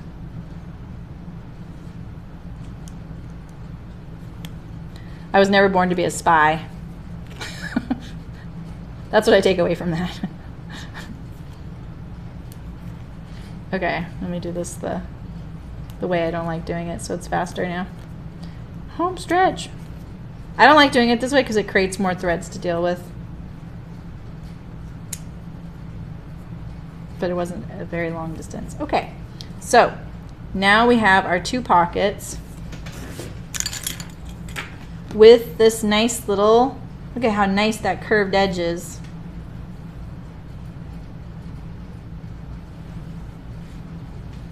Yeah? Right? A little better on that one because that was the one probably the seam allowance like went toward. So now we have our pins here. We have this one. And when I put this pocket on, I'm going to fold this corner down a little bit like that. It is just one of my pet peeves when this cut edge pokes above the top of my pocket, or these little threads start pulling out of my pocket. So I like to kind of secure them down there like that. It's just my own little thing. You don't have to do that. Just try and make sure it doesn't look obvious that that's what you're doing.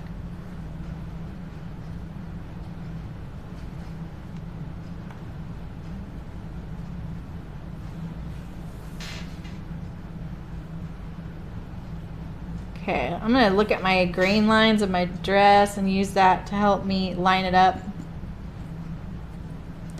And then hope that I did cut everything on grain for that. And then let's fold this one down as well.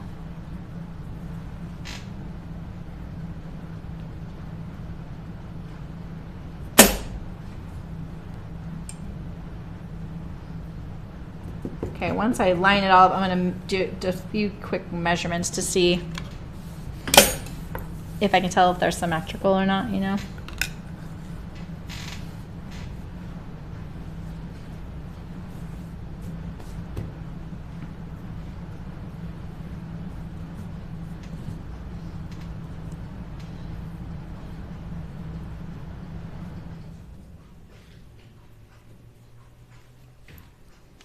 You guys are so quiet. Okay. This looks not that straight to me right here. I'm a little worried about it.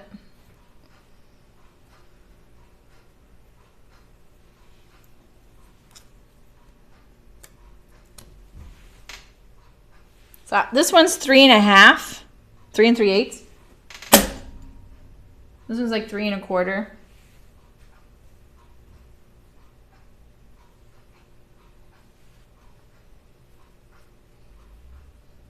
This fabric is pretty drapey, so I'm actually going to add a few more pins than I normally would, just so I don't have to fight that, you know? That way it'll, I can just work on the stitching and rather than the folding and the positioning as much. Perpendicular to the seam so you can sew straight over your pin, just in case you end up needing your hands for something else.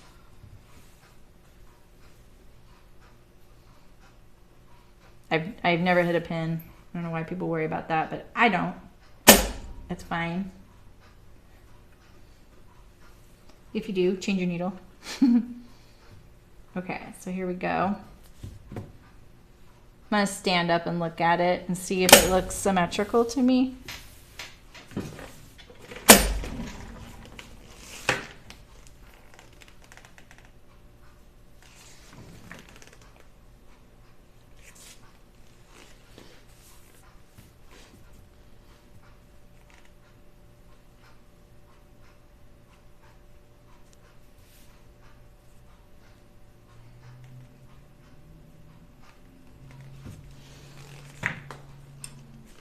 Except for that corner right there, I think it looks pretty good. I'm gonna stitch it down. This corner looks like it's going in like that. There we go. All right, so I usually start with my pockets upside down. Let me add a few more pins.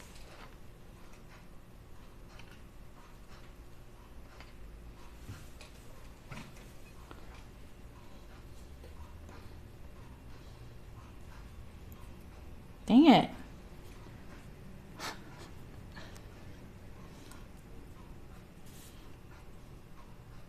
Okay.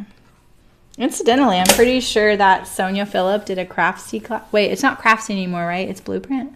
She did a Craftsy class on a few of her patterns. So you can see how she sews it.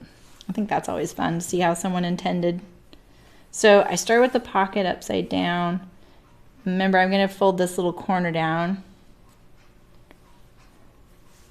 And then I start kind of at the bottom of my hem and angle up. This just gives it a little bit more stress, like strength. Because, you know, you're gonna put peanut M&Ms in your pocket and you're gonna put your hand in there a lot. So you need to make sure that it's strong. Or your phone. Or your car keys. Or your wallet.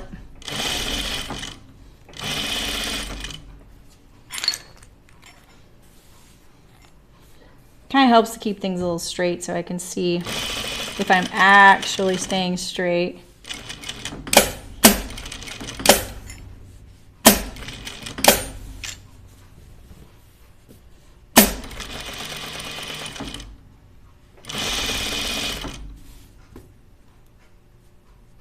All right.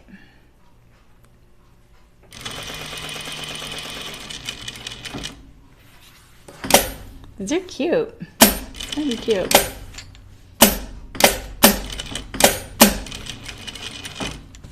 At least I made it in my size too. They let me make it in my size, and that way I can take a picture for you guys before I send it out.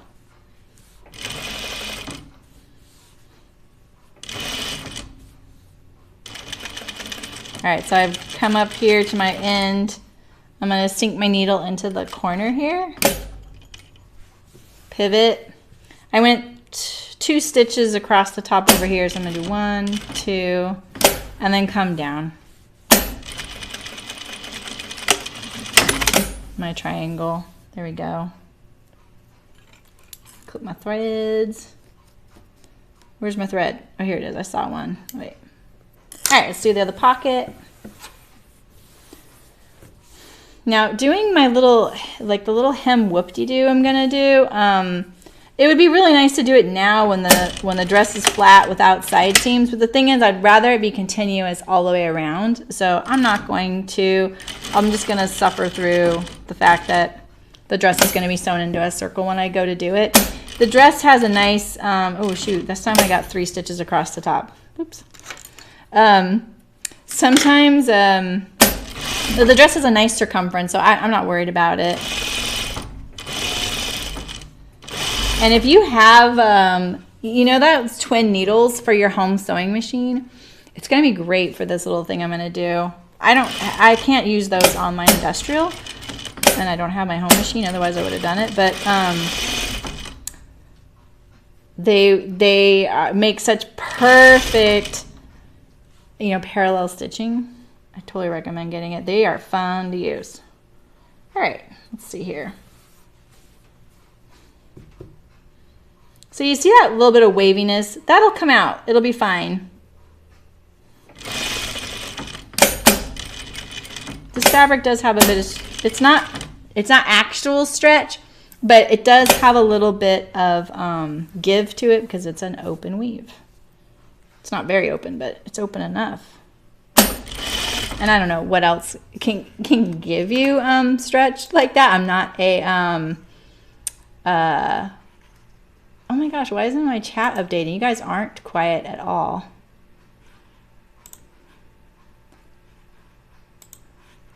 I've missed you guys. Nancy!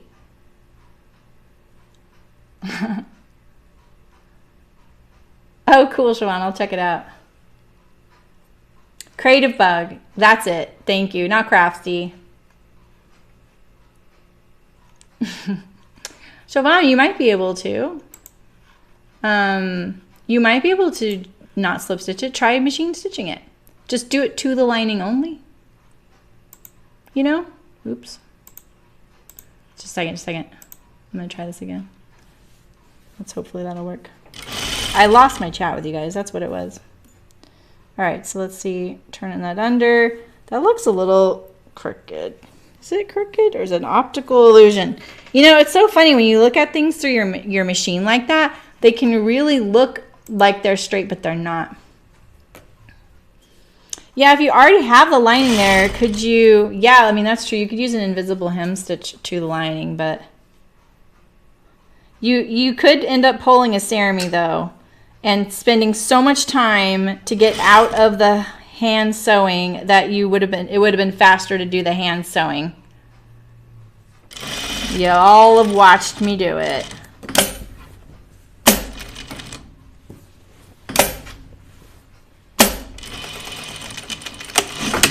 Okay. Pockets done. They look pretty good. Hopefully they're straight. Where's my thread? Did I trim it already?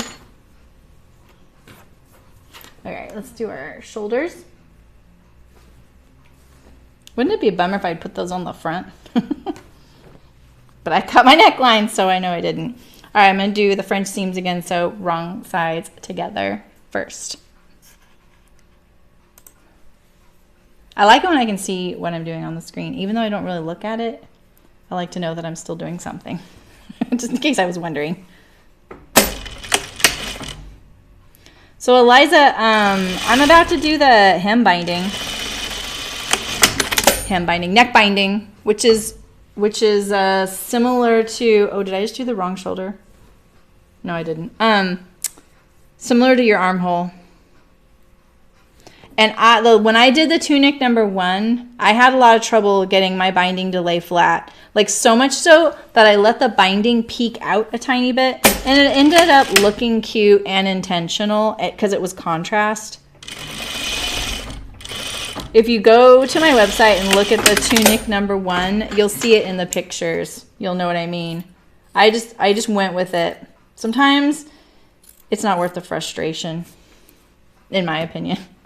Unless you really have something in particular. Oh, you leaving, Siobhan? Thank you. Thanks for coming. That baby needs to nap longer, huh? I'm just teasing. I don't even know that's why. Let me press this really quick. I won't move the camera or anything. I'll just do it really quick.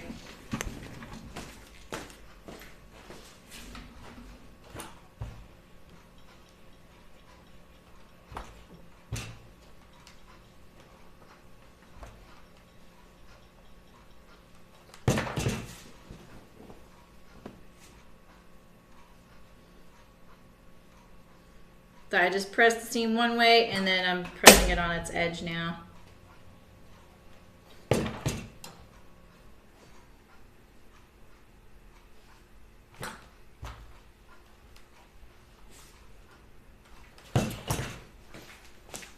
I got like a bunch of water for my iron. I forgot to put it. Bye, Kara. Nice to see you.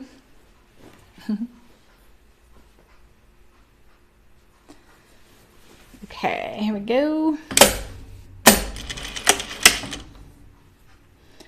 Fringe seams are always twice the sewing, but oh man, every time I wear a garment with them, I'm pretty happy with it. When I was pressing this one today, I was like, yeah, I just love the way they look on the inside. They're so nice and flat and smooth and clean looking.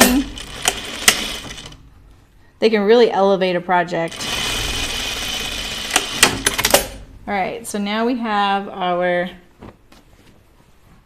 neck line, and I cut a ton of binding for it. I don't know what I was thinking. So when you piece it together, remember you put two of the same angle to each other. I always cut these little whoop-de-doos there, and then I just leave one end open. But this is where I always end up putting the wrong. Okay, so this is the wrong side, that's the right side, just like this. All right, so I'm gonna start on the back. I like to hide my seam kind of over here, you know. I'm not gonna line it up with the shoulder because it just adds thickness. So I'm just gonna do this. I'm gonna do 1/4 inch seam. It's a lot of dress. It's gonna want to pull, so try and keep your dress up on the table. So I'm not pulling my binding. Like typically when you see me sew binding, I pull my binding kind of enough, you know. I'm not going to, so it's kind of hard for me to do that because like I said, like the way this is gonna lay is like pretend like right now it's sewing to the inside of the garment. It's got to do this. So you can see this edge here is shorter than this edge here. So you really got to make it stay relaxed so that it wants to lay flat out here, you know? When you kind of understand what's happening logically, it kind of soothes your frustration in a way, you know? So you're like, oh, okay, no wonder, you know? And it's the same with the armhole. The armhole is just harder to see because the armhole's wrapping around your arm, you know? You always make too much too, I know. I have little bits and bobs and I end up using it all the time. Even if it's just for like, oh, I'll put this on this spare key so I can find it easier, you know, or I use them as a pole on a bag. This got narrow right here, so I'm just gonna back up a little bit. I'll go turn the corner. So I'm trying to keep the dress not pulling on the neckline. I don't want to stretch out my neckline either, or the binding. The binding really wants to relax, but we don't really want it to be tight anyway, so that's okay.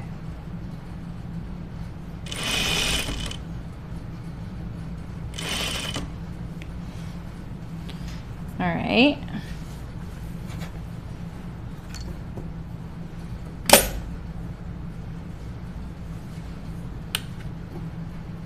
I'm just trying to see if it's still going to lay flat as I go here. I'm just keeping it nice and relaxed.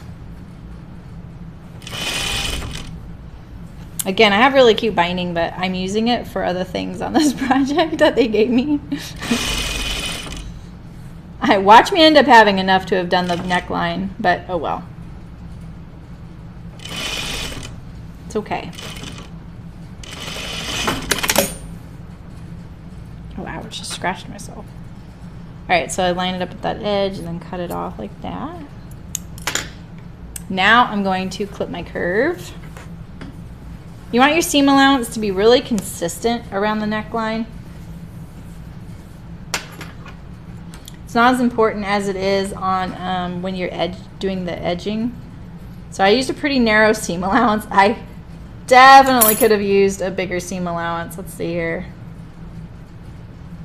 Not much more. I was going for about 1/4 of an inch. I tend to overshoot my seam allowance, so then I'll go under, and then I end up doing too little. I was always really impressed. Like Rayanne could sew with 1/8 inch seam allowances.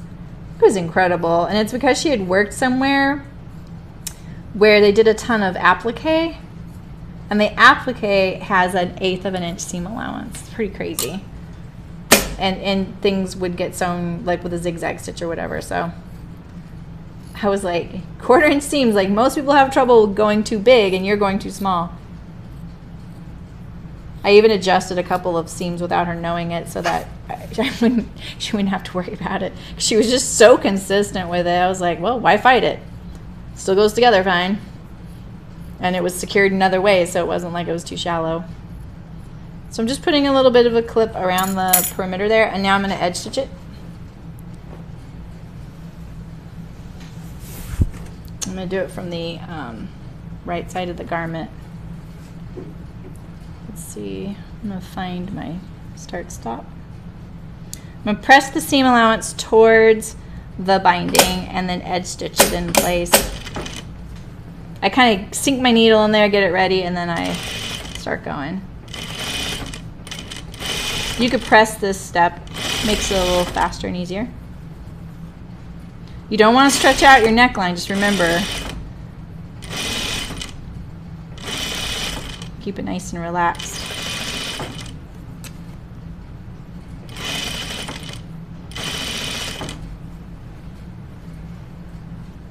Hi Elaine. Oh, that's good. I'm so glad.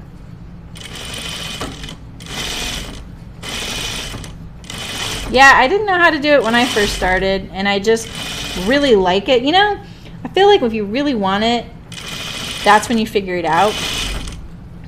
You know?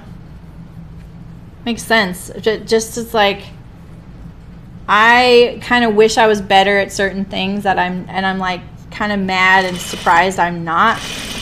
And I'll kind of, you know, beat myself up about it, and then I'll realize, no, you just did not want that bad enough. It's all on you. You know? I didn't want it bad enough, so how was I ever going to get good at it anyway if I wasn't going to try and figure it out and do my research and stuff? So, and that goes for things that are not sewing related as well. All right, so now we have our last step of the binding. This is the crucial part, so let's just hope that we can get it to lay flat.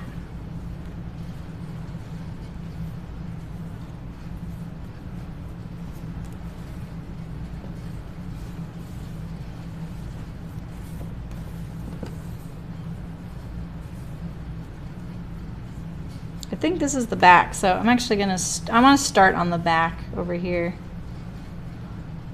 That.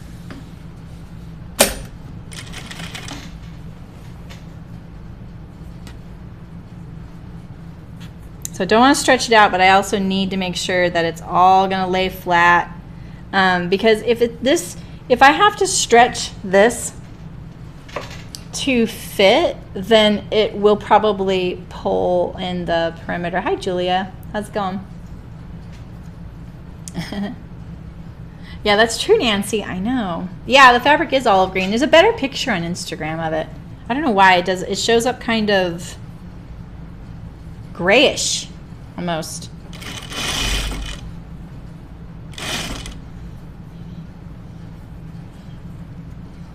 Julia, wait till you see my sleeves. They turned out so good. Pretty excited. We're about to put them on.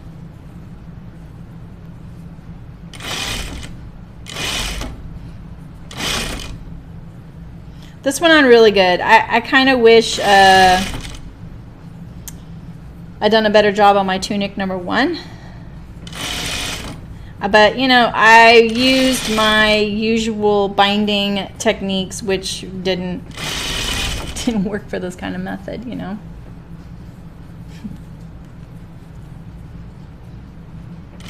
I was originally a garment sewer. Then I became a bag maker. And then I had to relearn some of my garment techniques when I came back to garment sewing. So you can obviously have a lot of fun with the binding on the inside of this neckline with the contrast. It's rare you don't see me, not use not use contrast, right? Not too bad. I have a little bit of winginess right there. I think that'll calm down once it's pressed a little bit. And then we just have our sleeves. We have the hem. And Julie, I know you want to, you want to see them? They turned out really cute. Pretty cute, huh? I know you want to see that hem tool. I'm not quite there yet. I'm sewing the whole thing though, so I'm going to get there today. It is really fun. I almost scrapped these pockets on this. Did I just put that right sides together? Oh, I did. Okay. And did the cutaway pockets like on Ellen Mason's designs, like on Audacio's designs. But then I was like, no, I'm not going to modify the pattern that much because the pattern piece isn't included, you know? And this is a sample for hearts, so.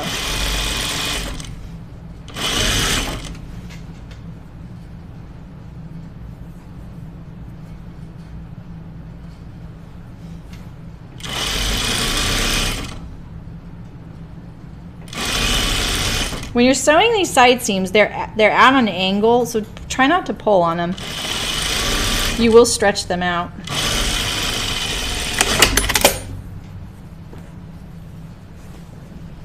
Yeah, I do have a, I have a, like, it's not a hem tool.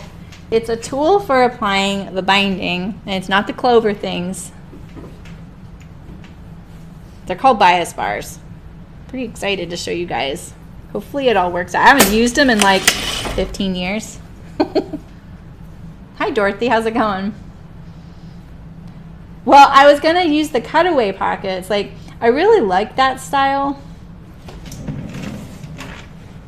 Like this. I almost changed the pattern to have this kind of pocket. You see that? Because I love this kind of pocket. I love that cutaway style. But I already added the pleated sleeves, you know? So I was like, okay, I don't need to like add something that's not included in the pattern because Hart's Fabric gave us this fabric. And I wouldn't want someone to walk away looking at the sample going, none of that's in the pattern, you know? Nancy. Exactly.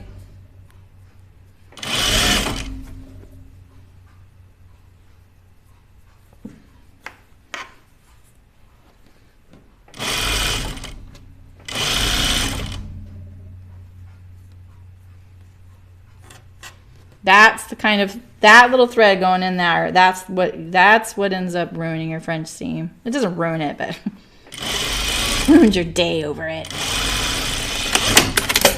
Okay, so I'm going to trim these and press these now. I'm good. Thanks for asking.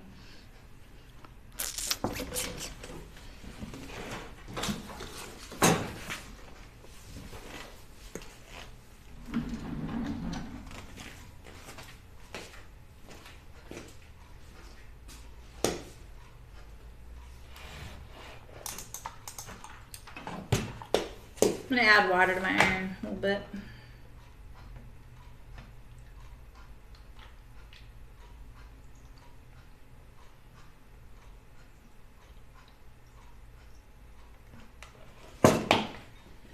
Okay. This isn't where I would usually trim this, but at least it's bigger and flatter than my machine bed, and I can do it with you. So I'm just going to trim this down so that it's not furry. You know, be careful. I'm going to try and keep all the threads on my mat so I don't get it on my ironing board here. My ironing board's wool, so it would really love to own all these little threads right here. Make it a part of its being.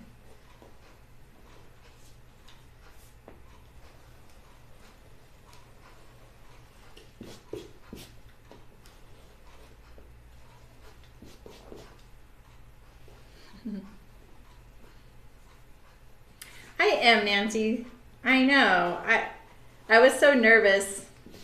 So one of them commented or sent me a message or something on Instagram, and she said, "I'm the one who took your first phone call." And I was like, "Oh my gosh, I was so nervous." I feel like I could have handled it better. And she was like, "No, I didn't think so at all." You know, I don't know if she really feels that way, but it was really nice of her to say it.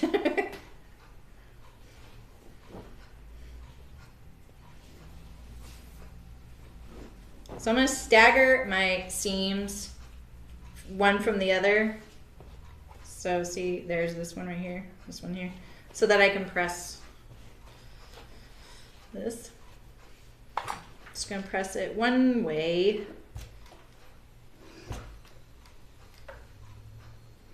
Let's press our pocket while we're here too.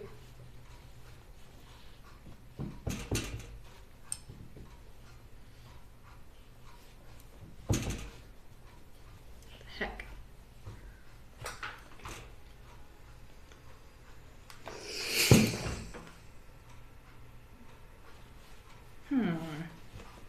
I didn't see that little point before. And you know, you never know until you try, right, Nancy? And, you know, sometimes like not knowing feels better than knowing if it's a no. But at the same time, look at all these threads still coming out. That's helpful too, you know, knowing when something, you know, isn't going to go forward. At least you can be like, okay, I don't have to put any more energy into that. And I feel like that I see that a lot, especially on Instagram, because I feel like, I think we all feel this way. We get snubbed by people because whatever, we don't have as many followers as they would like. But I don't feel like or anyone should have to explain their credentials. If you like what you see, you like what you see. You know, that's what it is. It's a visual platform. I don't care how many followers anyone has. I follow people all the time. And it's not like when I closed Chicken Boots, I could have easily used that account to start this and taken advantage of all of the followers I had on there, thousands, but I didn't. I didn't feel like that was okay. Those people didn't come there for that, to come for sewing, you know, they came for something else.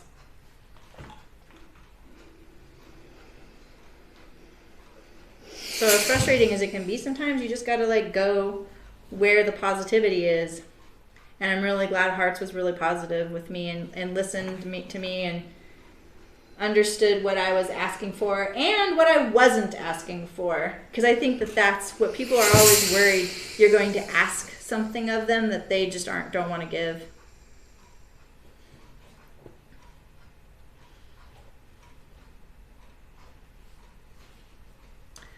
Know what I mean, jelly beans?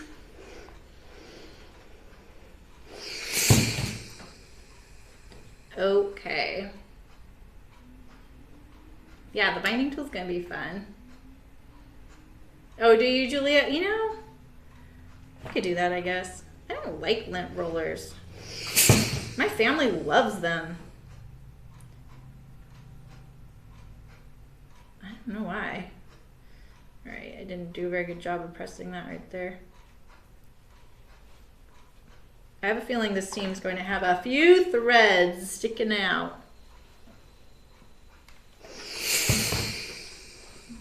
Where's the other pocket? I would like to press that other pocket.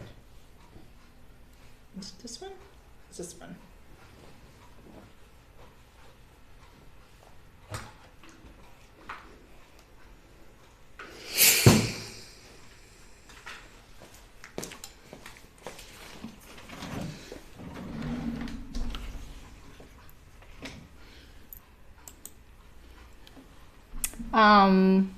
It's not a wool cover actually. It's a wool felt pad made by Woolly Wonders. You're gonna buy some of this viscose linen noil. It's pretty cool. I'm gonna make the uniform tunic next. You could make this. This would be cute on you. Got that height. What am I sewing? Oh yeah. I feel like these threads are going to show on the outside. I'm a little worried about it, even though I trimmed it. Hey, stop sewing. All right, so let's see here.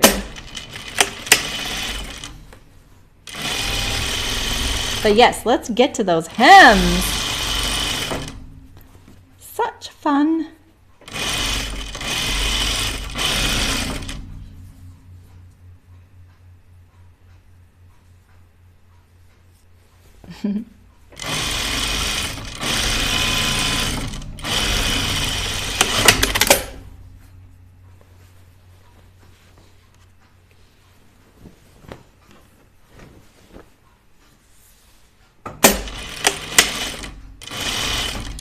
I feel like Sonia's designs, the 100 Acts of Sewing, are really great for people who knit because she displays them so well in layers, and knitters, you know, usually have a sweater. Okay.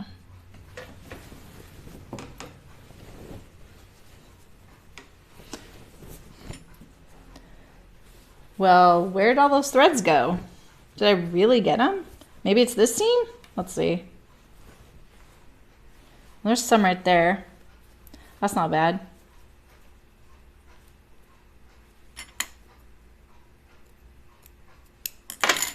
Okay. Sleeves. Okay, so we, you know, I didn't double check. Did I do it right where I got my pleats going one way? Right, going that way on that side and that way on that side. I did. Or do we like, oh, I kind of like it this way better. Yeah, I kind of like that way better. Okay.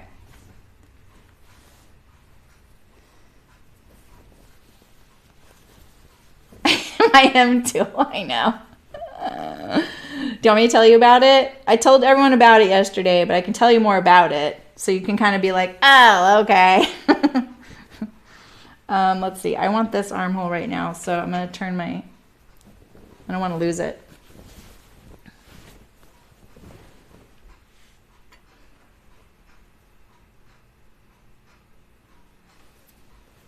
No, I didn't want to do that. I wanted it to be right side out. I'm doing a French seam on the armhole. Let's see how much ease there is in this sleeve. This sleeve goes this way, this goes that way. Let's see. We'll check. I'm gonna check, make sure that's the side, the front or the back. How much is here? Is there enough to ease? Let's hope so. Yeah. Okay. Good. It says to ease in the pattern, but I just like to check.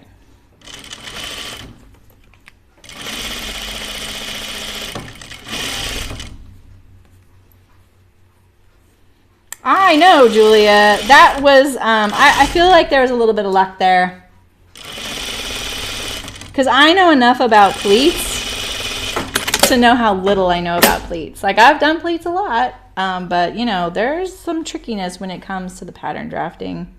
And I definitely was trying to respect that yesterday. So, just lucky. All right, so this is how I set in a sleeve. You can do two rows if you like. I'm not going to do 2 rows on this because I think I'm not going to have any trouble. So I put in a basting stitch. Doesn't have to be a very long stitch. You're not gathering. In fact, a lot of times I don't even change the length of my stitch. I just sew it in there. Make sure you draw up the threads on the same side. So this is this side, this is this side, like side of the fabric. Pull, and see now it's ruffly, but my line is still smooth right here. And I'm actually gonna check my bobbin because it feels kind of funny right now.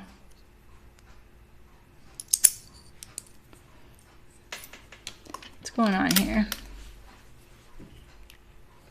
Okay, so when you're doing a French seam, it's gonna feel a little terrible easing a sleeve in. I'm just not gonna lie to you. You should also find the middle of the sleeve. Since the front and the back armhole are the same, you can just use the middle of the sleeve as your guide. Okay, so this is the front of my garment right here. So I'm gonna press the shoulder seam to the back, which is how I did it at the neck as well. See that? Wrong sides together. And I always sew on the sleeve side when I do this as well. I love putting sleeves in. I was just writing something kind of funny for my Twitch profile, I think. And I wrote on there, you know, like if a sewing pattern, if I were to write like a singles ad for a sewing pattern, it would read something like, you know, top stitching, you know, I really like top stitching, but a good set-in sleeve really floats my boat. Hi, Christy, how's it going? You are a pro. What are you talking about? Oh, yeah, exactly. Yeah, that is nice, Julia. And incidentally, that works on men's shirts because that's a drop shoulder armhole. Just so you know, it's a flatter sleeve cap. So yeah, I've French seamed sleeves before. This is French seam. You will persevere, Christy. Okay, I'm just kind of checking to see how much ease I need to drop. I just need to drop a little bit over here, not much, a little bit here. You want all this ease, by the way, to be on the cap, like here, like your hand wrapping around it, not down here. You need it up here. You need this ease to go over the gush of your arm right here. It's kind of a funny thing. A lot of people don't realize why.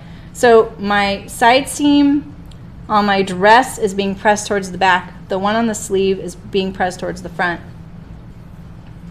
I do that usually intentionally, but this time it just worked out great because I was more concerned about the pleats at the time. Okay, so here we are. I'm going to do this and I'm not even going to pin anymore because I'm cool like that. No, I'm just teasing. So I'm going to sew my first pass at 1/4 inch. And here we go. Look at that. It's all laying flat. So just make sure that you're sewing with the sleeve up.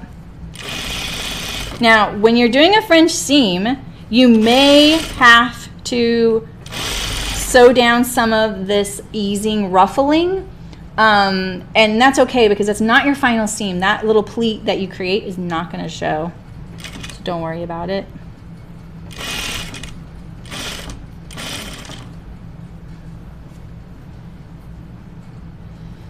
So if you have a sleeve pattern and there's no ease in it,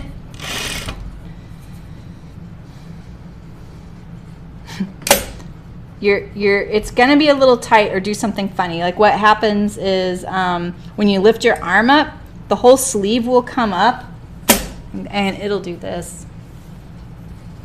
It'll go like this. When you lift your arm up, your sleeve will bunch, like all this fabric will sit up like this.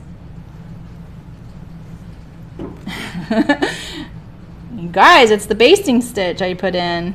No problem. I mean, yeah, like I say, it's not my favorite with French seam, but it's doable. Okay, so this is our first pass. This isn't our final one. It's the practice run, right? Rockstar. What's this gush? You guys in your lingo. I'm going to trim this because I want it to be definitely a consistent width, and if I'm anything, it's not consistent usually. How much of a rock star is that? Also, I really need my last seam to enclose my basting stitch, which is right here. Didn't baste the sleeve together, by the way. It just was the gathering stitch that I added. So see, look, I have this little pleat here, but that's in this first one. Still, it's not pleating where the seam's gonna be. Okay, that's okay, because we're doing this French seam. So just get rid of all this stuff here.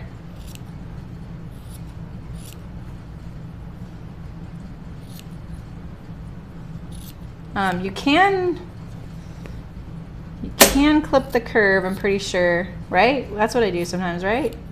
Can't remember. I'll know when I get there if I need to clip the curve. When you get to these like thicknesses, maybe trim it down a little less than all the rest of the sleeve, because you have to take into consideration that the fabric is going to have to wrap around that thickness there, or what woodworkers call the kerf. And then let's see, do I want to sew this? I'm going to go for it now. You should press it. I'm not going to. I just want to go for it right now, just because of time and all that. I got momentum here. All right, so here's my sleeve. You can see there's my basting stitch right there, still showing. I really like it when I can still find that at the end and then pull it all out. Like gush, like, oh, gush. Yeah. Gush. Yeah, the gush. Your bicep, like your upper bicep, your gush. You need the ease for the gush. I got plenty of gush.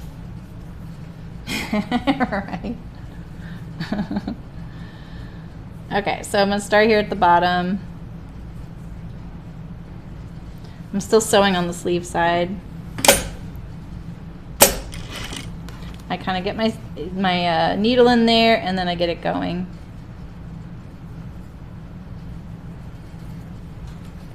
So yeah, this feels weird. It really does. I understand. So just flatten it all out. Look for the edge of your seam. Keep it on the edge.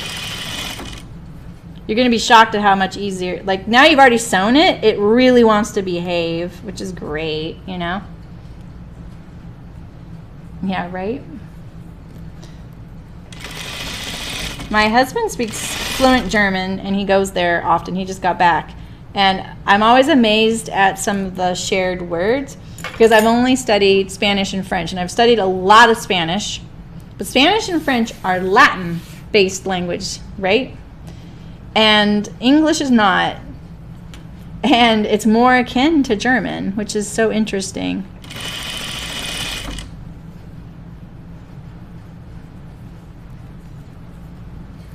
So yeah, so I'm just like, it's almost easier to sew a French seam with this, because I can really like pull on the seam because it's already been sewn once. And remember, like, you can sit here and stretch it out. You want to get rid of this. That's where my little pleat is right there. But look at that. Doesn't it look almost like there's no gathers at all now? But I can feel the tautness of my bobbin thread right now on that basting stitch. Super slopey, meaning does it have like a cap? Like definitely a cap? Yes. Definitely has a cap. It's not flat, if that's what you mean. Slopey slope, super slopey. I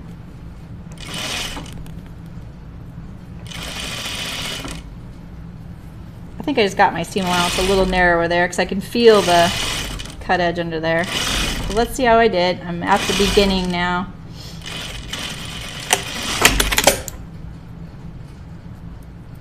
I'm going to take a quick peek at it, and then I'm going to pull out my basting stitch.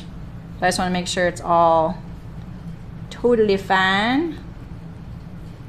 Okay, I don't want to pull that too much. All right, so I'm going to pull out my basting stitch because I like to. Nah, you wouldn't mess it up. You don't have to do a French seam. I've done garments where I did the French seams throughout, except on the sleeve.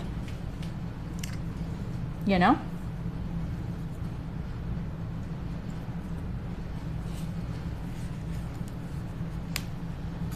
It got like attached up here, so I can't get all of it.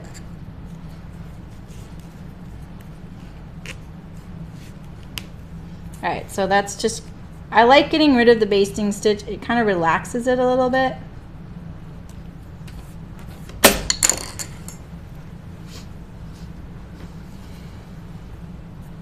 All right, look at that. There's some threads right here. Let's get rid of those. Let's get rid of this one. It doesn't even look like I eased it. You always press your seam allowance of your sleeve towards the sleeve. No, it's not. It's not too hard. It wasn't hard at all. Not at all. And this fabric is pretty, you know, drapey. So should we do the other one now? But yeah, there you go. Yeah. You guys. Sleeves are like, they're at the top of the pyramid. They're good. Good. You would not mess it up. I've told you guys, I remember the day I was like, I am done with this like sleeve nonsense kicking my booty. I'm figuring this out, and that's what I did. And then a much more experienced sewist taught me that trick of putting in the basting stitch first and then pulling the threads so that they're not quite gathering. I mean, really, I don't even need to make the basting stitch that long. The reason I do that is I like keeping the end away from where you need to have the gathers. Hi, Maribel. I know, I'm really pleased with the pleats. That was part luck, I'm sure. All right, so here's my basting stitch again. I didn't increase the length of the stitch. So yeah, here you go, Christy. This is how it looks, the sleeve, curviness wise. Definite cap. So when there's a cap, it's gonna fit you better. And because like I say, you need this. You absolutely need this. You got to remember, like this sleeve, it's sewn in a cylinder here, and it's attached to the body, which like this is a cylinder, right? This upper part from here up is your cylinder, and then from down here, your underarm down, that's another cylinder. So it's like one cylinder to another cylinder. That's why sleeves are so tricky. Okay, so I'm just gonna pull. It doesn't matter on my machine if I pull the top or the bobbin thread. Sometimes I forget which is which. I think, honestly, I've always wondered, why do they always say pull the bobbin threads? I think it's really just so you always pull the same thread on each side, and they just pick bobbin because it's easier to say than like the upper or the top thread. It's a little more distinctive. That's all. Oh, that's so funny, Dorothy. I have so done things like that. Oh my God.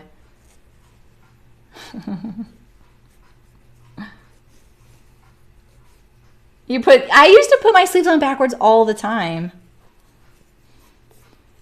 Oh, I would be like, how did I get this far and the sleeves backwards? Yeah, you guys are gonna get over the sleeve thing. All right, so here we go. Here's my gathers. See, they're there for the gush. See? It's my gush pocket. Okay, and then smooth it out a little bit. But you want it all in this upper part right here. All your gathers, like between here and here. Usually they say to ease it between the notches. There's no notches on this sleeve, so you want to just make sure it's on the steeper part of your sleeve. And you know, if you want to make sure, you always put, like this sleeve, you guys, you can't put the front sleeve on the back and reverse because there's no front and back of this sleeve. You don't have to worry about that. All right, so wrong sides together. So I'm gonna put my dress right side out, and I'm gonna put my sleeve inside out. Put the sleeve inside the garment. She actually explains this pretty good in her instructions.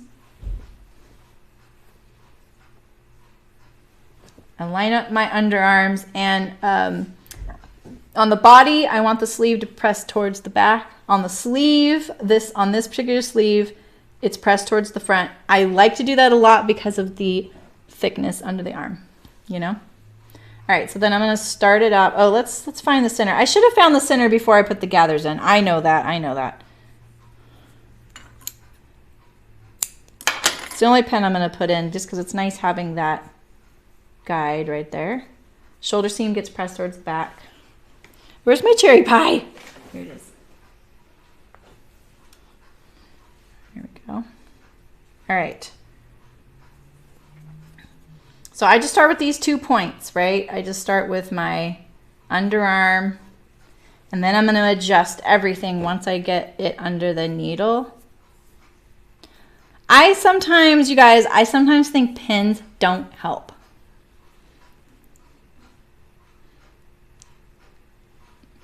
Oh, did he, put the ease on.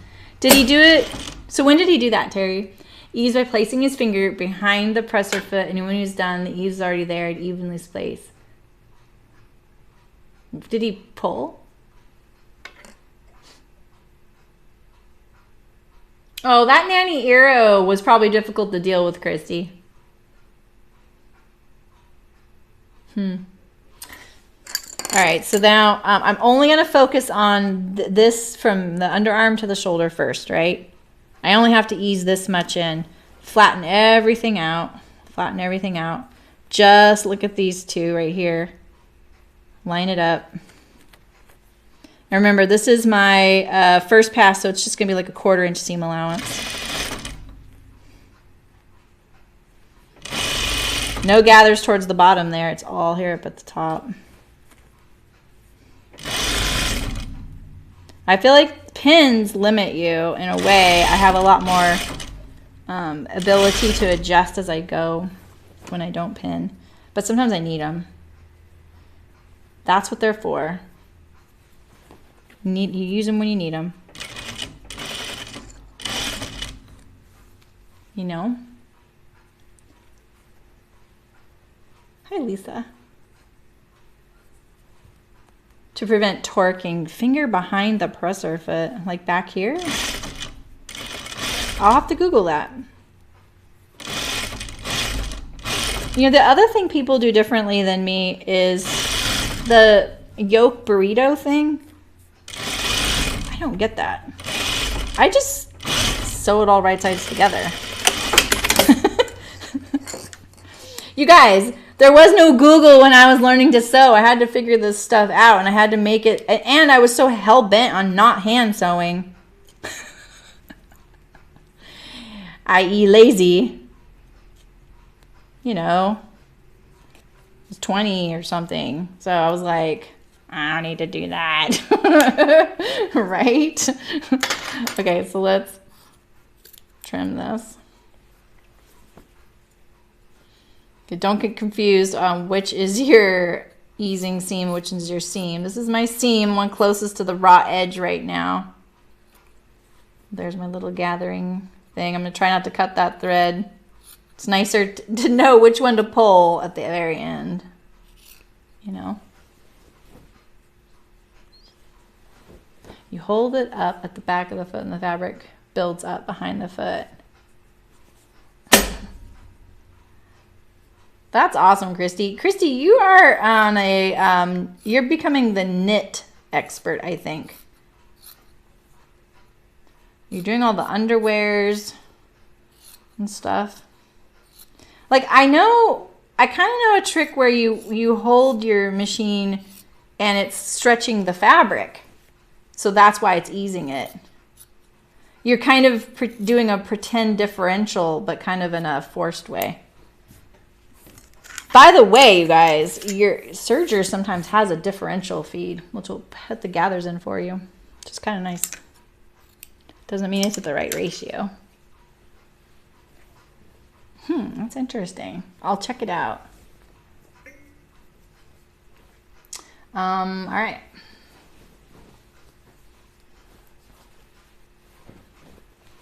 I keep pulling the dress through the neckline. Kind of weird. Okay.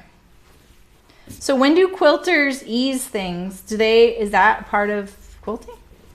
I mean, I don't know everything about quilting at all, so When do they need to do that? Is it when they're doing the binding? Curious.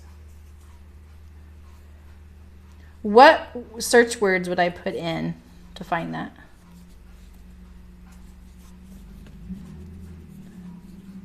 Okay, here we go.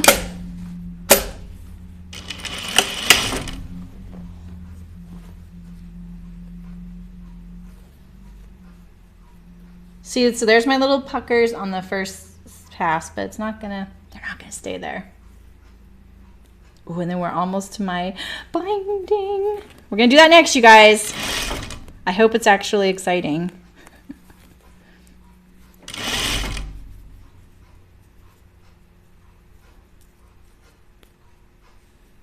We need music. I know you guys keep saying that we don't, but we really do.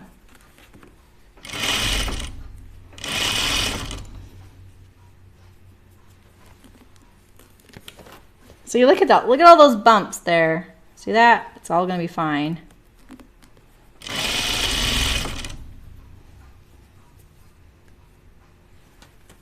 And like ironing this would be great. Interesting.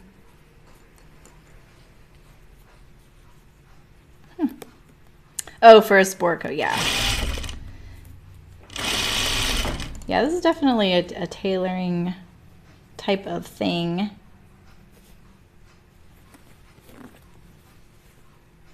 So my thickness of my shoulders right here as well.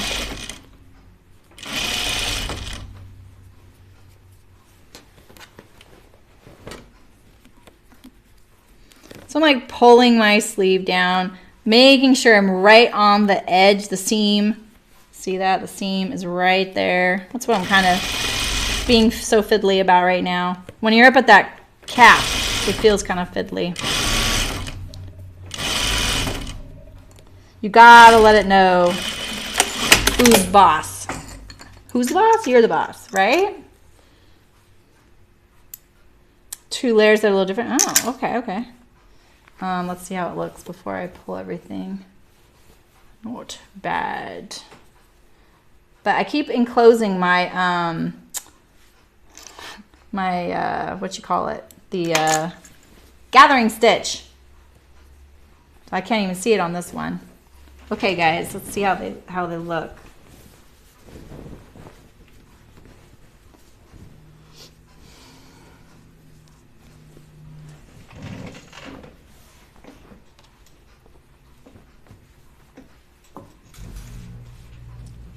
It looks like the picture.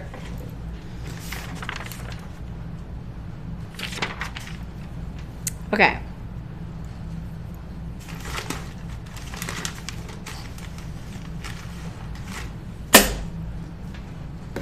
Now for my magic trick. I'm gonna switch. I think, look at this. I didn't realize I didn't have my fabric lined up. So I think I'm going to put this about like right here.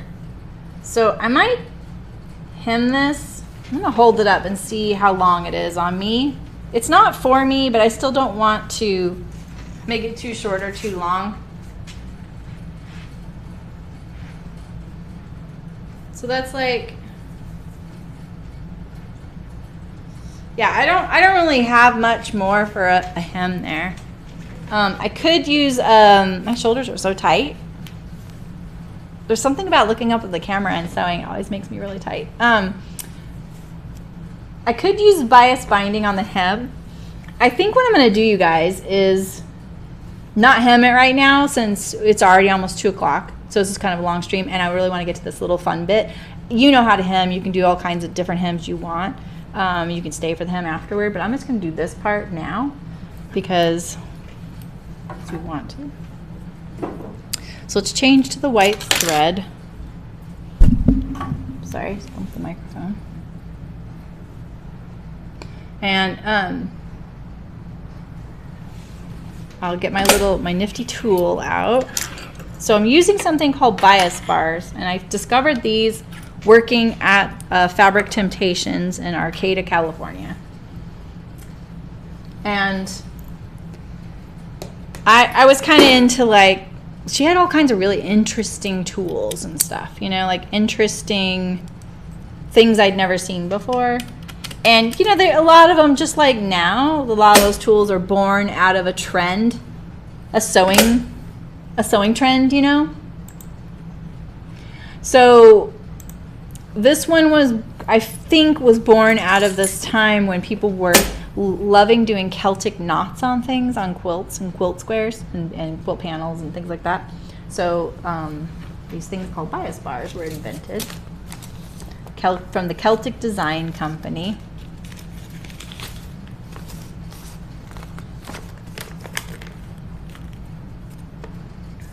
In Sunnyvale, California. This looks kind of homemade. All right, so I'm going to use this one. They came in packs of 3, and there were 2 different sets, and this is the set I have. So basically,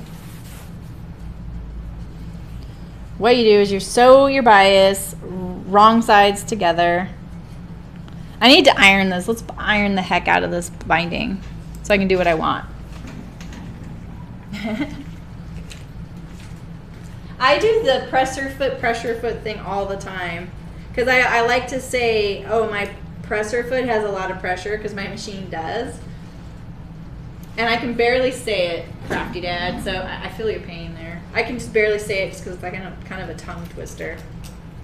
So this binding was pre-made that Hart sent along, which is pretty exciting. It's pretty wide. Look at that. Looks like it's about 2 inches wide. Hence why I was able to cut it lengthwise and use it for other spots on the garment. I put this through the laundry. It's really good to wash your binding before you sew it, but if you're going to make your own, you can just wash the fabric before you cut it. It'll be easier to deal with. This was already made into binding, so I just put it in a mesh bag, and it came out fully still, like with these creases and everything. So it's pretty amazing.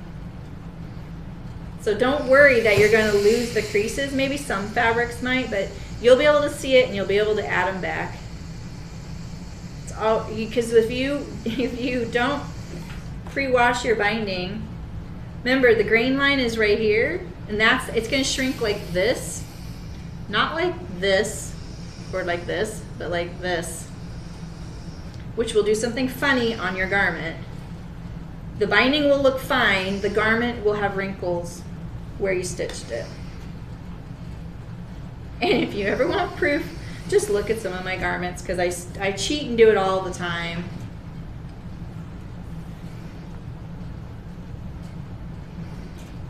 This binding is so cute. I would never like pick this fabric for something, you know, like it's kind of, I like that it's kind of vintage old school looking, but it's just probably not something I would look at. But as binding, I love these little prints.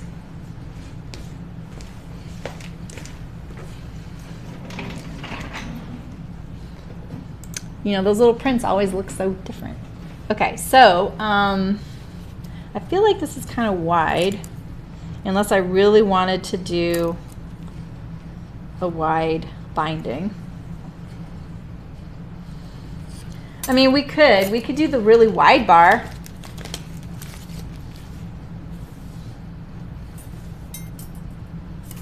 Should we? Let's do the wide one. Why not? We got it.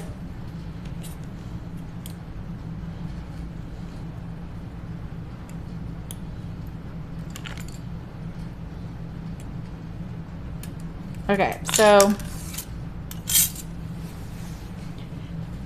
first you sew this wrong sides together, and you need to do a seam allowance that gives you enough to fit your bar inside here, inside what's left. You know what I mean? So I'm going to do a 1/2 inch seam. Probably a little too small, but that's okay. I'm not gonna stretch it or anything. If you stretch it, it'll get narrower.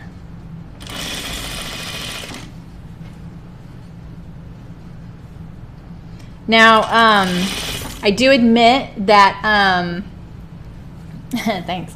I do admit, like, I would like to be able to sew this in a continuous loop, but I'm gonna do it. I'm gonna do it at the end. I'm not actually gonna do that.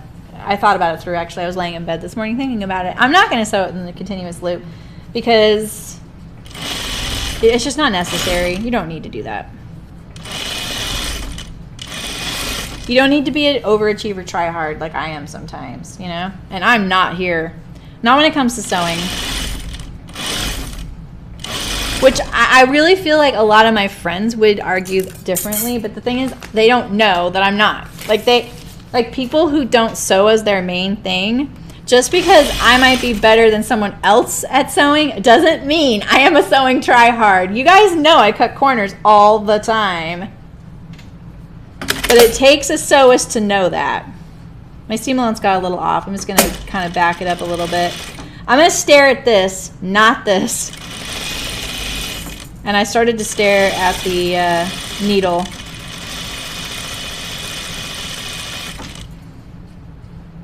Okay, so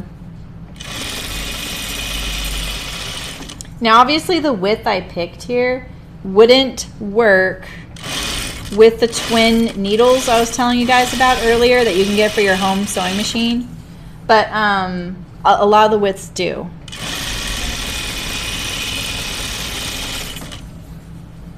You do love a good gadget? See, I don't. I tend to not ever buy gadgets. But this one was pretty fun.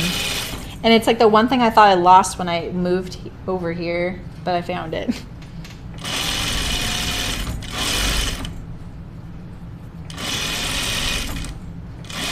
I don't understand how I can unpack everything and still have lost something, because that's where I'm at right now. Okay. So now, take our bias bar.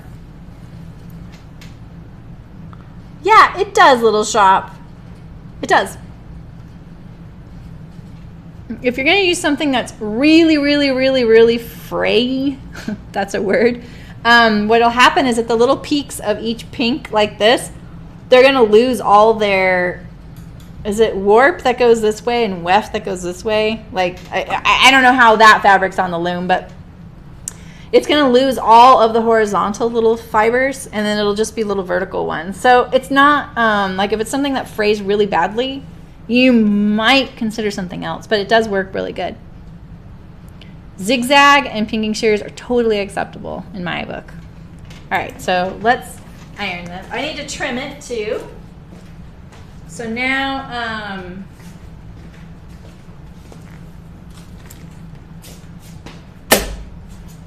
now the trick with this is that your seam allowance, you trim it off.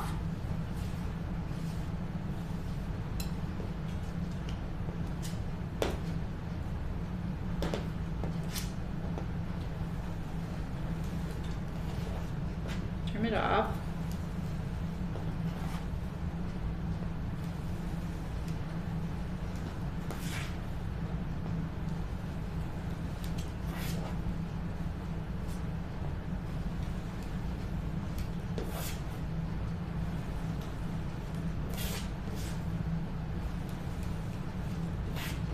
Woo! Yikes!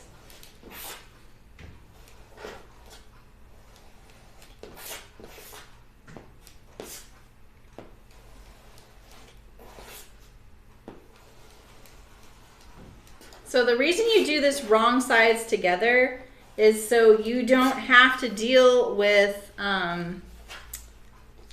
turning it right side out, okay? So now you're going to take your bias bar, stick it in here. It better fit. You're going to center the seam over the bar like this. Ooh, it's kind of tight. Oof, it's a little tight. And then you press this. You can press it open or to the side as long as it doesn't stick out past your edges, okay?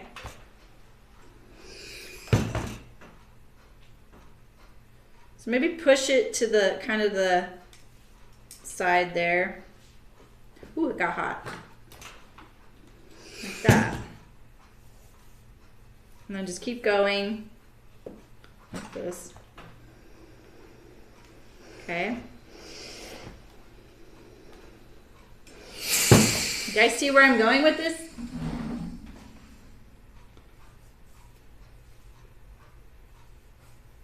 You know, you can also get a pinking blade for your rotary knife. And if you're one of those folks that likes to take advantage of the 40% off coupon like stores like Joann's gives, that's a great time to buy one. Yeah, exactly, Dorothy. Yeah. This is, I'm pretty sure this comes from like this Celtic knot craze that was going on. That was a little hot. Yeah.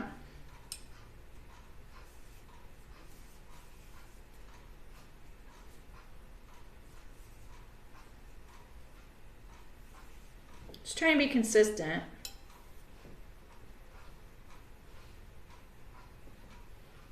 But it's pretty quick. I mean, like, I'm about to be able to sew this. And what's fun is that it'll do curves really easily.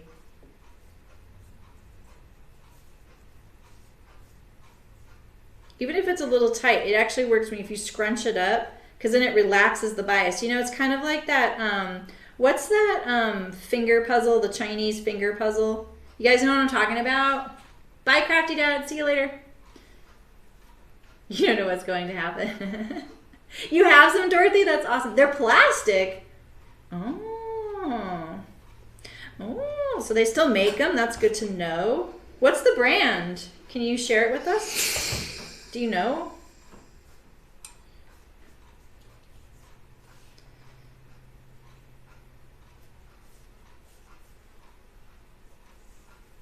Basically, Christy, this is gonna let me draw on the fabric, so to speak. It's kind of a weird way to put it.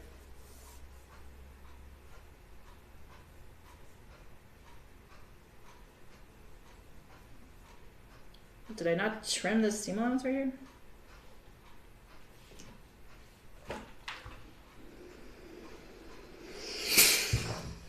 Why is it so wide right here?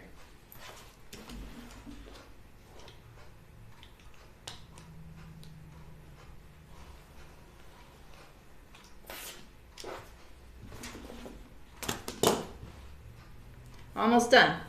Okay. And then we're gonna get to the fun part. And it would be like 10 times faster and more fun if I had the double needle. I'll just tell you right now.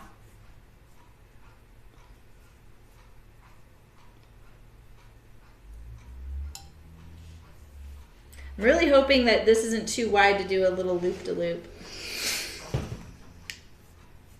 But we'll make it work.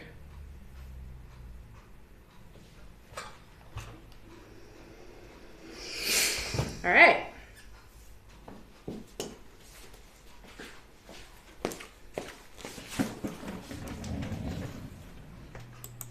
What's gonna happen?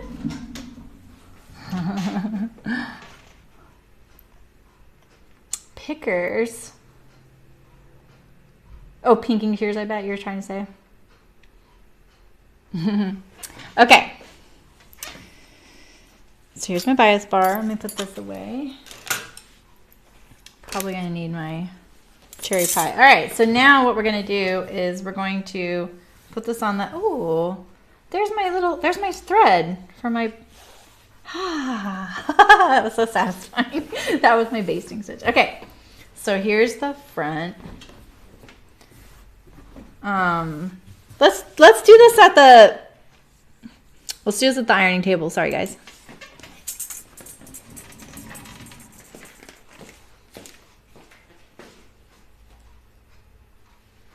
Because now what I could do is lay this out flat. You guys can hear me okay, right?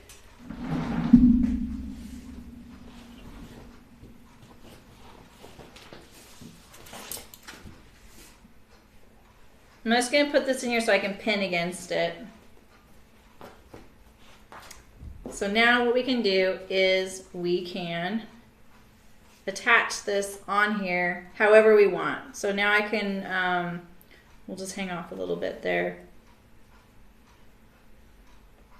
So now I can just attach this as a decorative thing. So I could even do like a little loop-de-loop right here. I don't know, let's see, let's do it a little lower so I have room.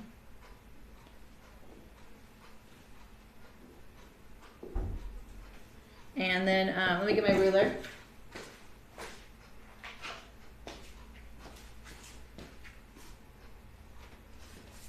Three and a quarter.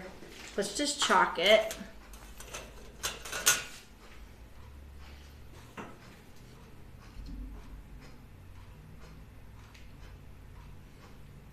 Why was your, oh, you retracted it, never mind.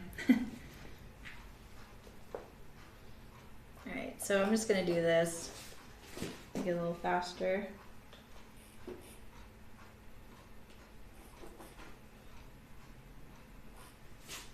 Okay.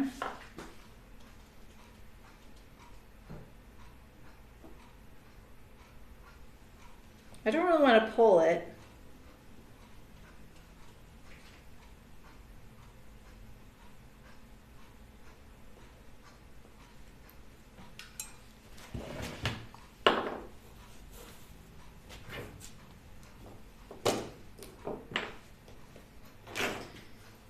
But, you know, you could do something where you go like this. This is why these are so fun, is that, like, I don't really have the space because of the pocket, but you could do a little design and it'll lay flat. You see? You could do a big curve. You know? So if it was really narrow, I'd be able to get my binding to lay flat. So we could try. Let's see if we can try and get, you know, something like that. Or maybe we do this. We could do that.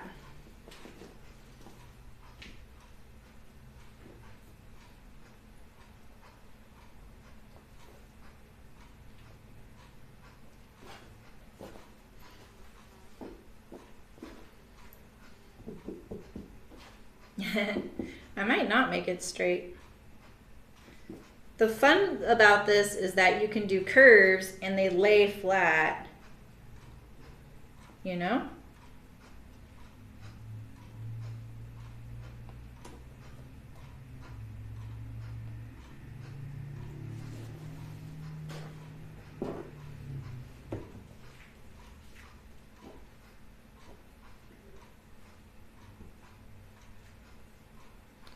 Something like this.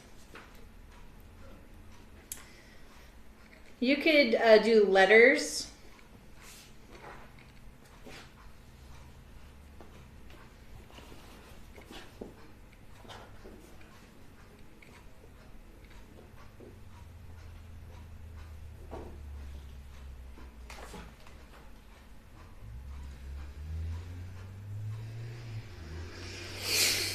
Oh shoot, I ironed my cutting mat. I probably just ruined it. Dang.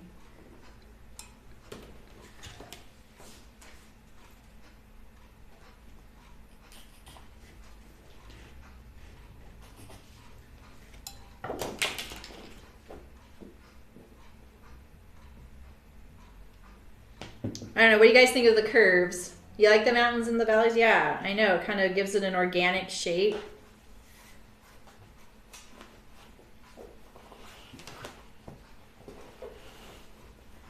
This dress is kind of heavy.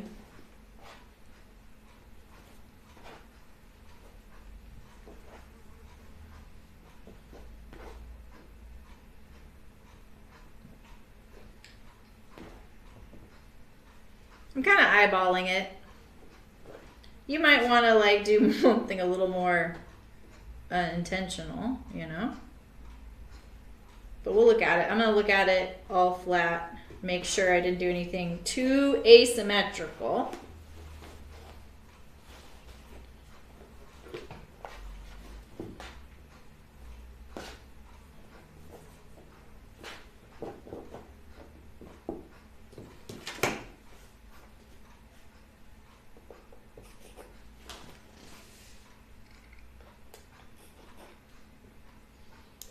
possibilities if you actually kind of plan it out. This kind of reminds me of the L on the Laverne's shirts from Laverne and Shirley. I mean, not this in particular, but...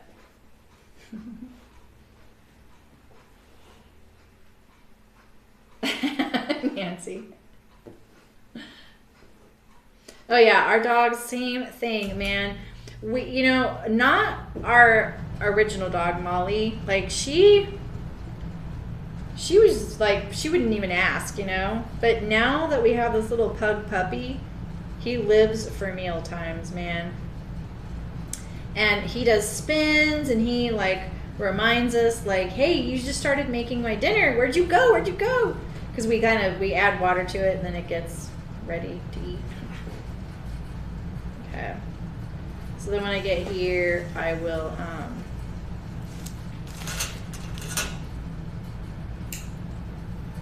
not enough for the neckline, I'm pleased to say. All right, so let's look at the whole picture.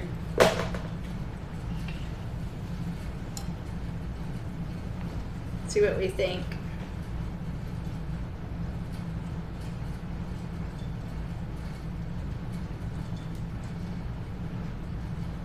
I can feel the one on the back, and it's actually, here's the one on the back. You like the curves? What do you think?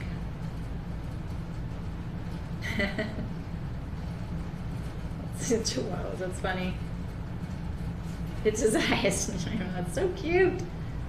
Okay, let's see. I kind of think the front is a little more symmetrical, so I'm going to kind of feel through and keep it the same as that one.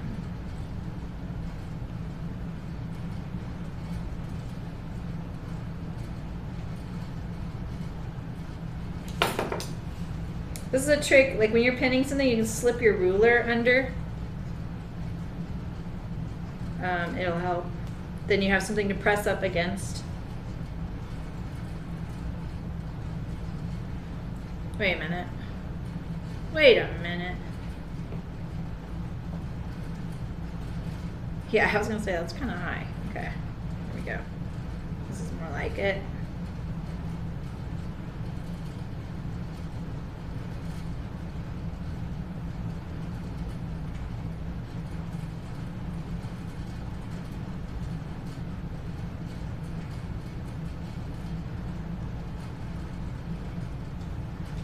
All right, we're almost ready to stitch. If we like the hills and valleys.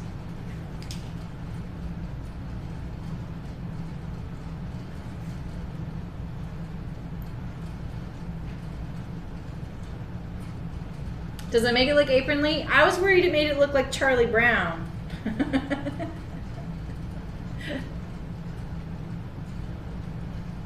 Yeah, let's look at it. I don't want it to be childish either, you know?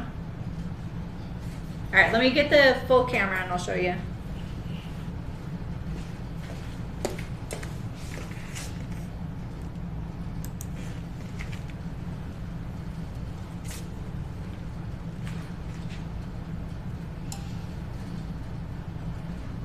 What do you guys think?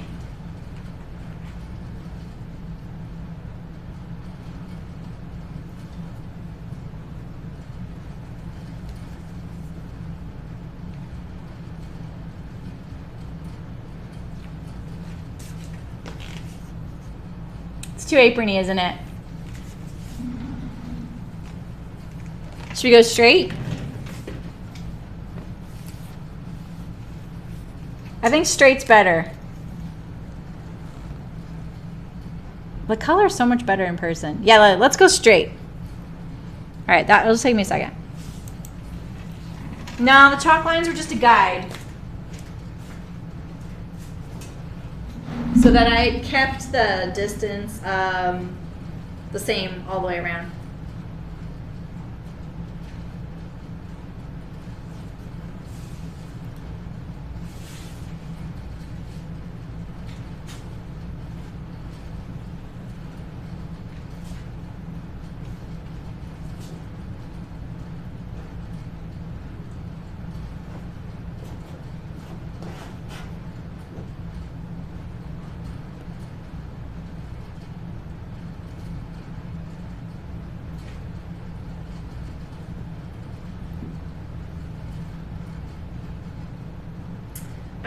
I have, what do you mean, like a loop on the here? Oh, sorry, Michelle. You know what? My chat wasn't working. My unified chat wasn't working, so I'm only looking at YouTube. Hi, Michelle. How's it going? I'm so sorry. Hi, Christina. Yeah, that's what I'm thinking too, Christina. I think straight is better. I don't even have to do it, you know. But it's my cool tool. But sometimes you just gotta let it go. You can't just do it because you are like wanting to do that, you know.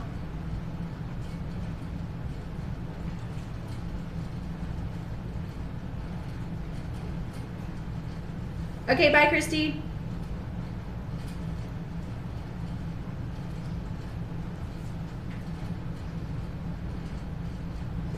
Thanks for coming. Yeah, I think you're right, Christina. Okay, so let's just straighten it out, and then we'll sew it down. Now, unfortunately, I don't have enough hem to go this high.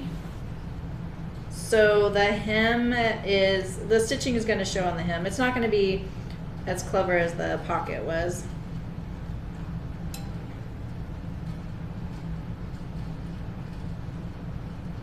All right.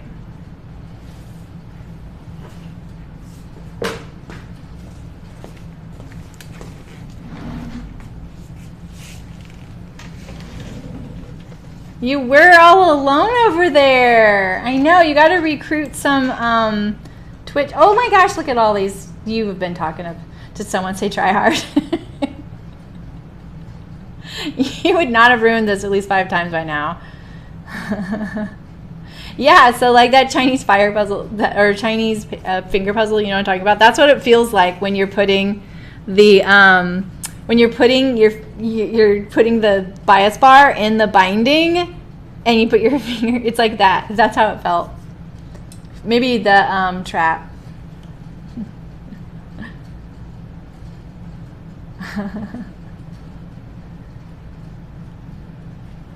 Okay, cool. I caught up with you. Yeah, now all of your messages are only in my unified chat. So yes, I have sewn gloves, and I never will do it again. Sorry, Terry. That's not a vote of confidence, is it? To be fair, I have a very strict anti-fake fur policy in my shop, and my client, for the prototype, because I was making patterns for her, she sent fake fur for the cuff, and I was like, oh, this just got real. Because I was already done with the pattern, so I had to do the prototype. All right, so I'm going to cut my binding a little past the side seam there and start it over here. So if you had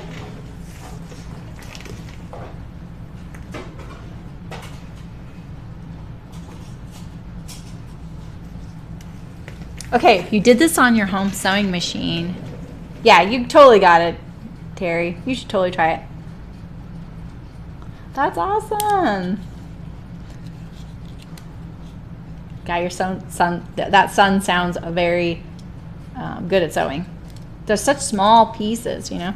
Okay, so if you are doing this on a home sewing machine and you got the twin needle, you can get them wider than this. But you can get it the width of, for sure, this bar, and like it would work on this bar too, right? So then you can stitch this down in one go perfectly. Doesn't that sound fun? Yeah, it is. Trust me. But this is kind of nice, you know, like, you know, when it's all clean and ready to go. It's almost like I made my own ribbon. You know, this is like making your own ribbon, you know?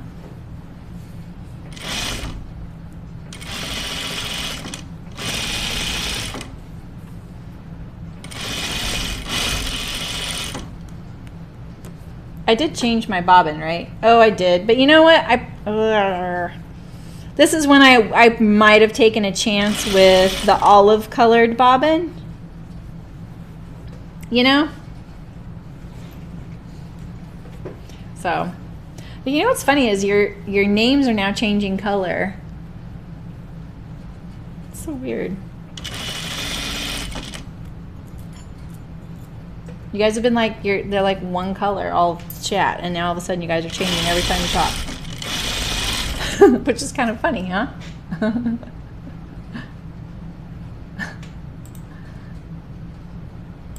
All right.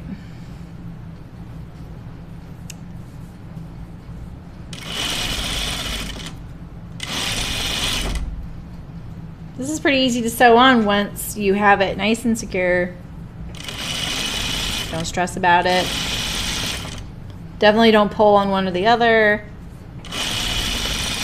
I know we've all done that, right? And then like the dress is kind of like ruffling out of it, you know, and that's just kind of a drag, you know. It just doesn't like lay nice and flat, and it's distracting when you have that.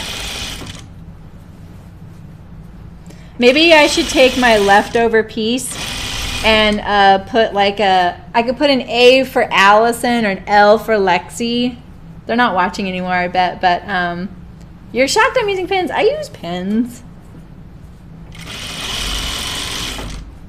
Okay, so now I'm at the beginning here, and I'm just going to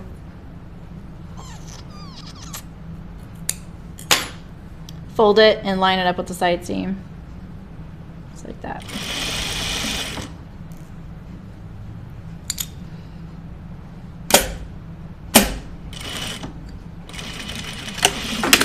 All right, and now I'm going to do the same thing on the upper. You want these to be as consistent as possible as far as the tension goes, because that's when you will see some weird stuff.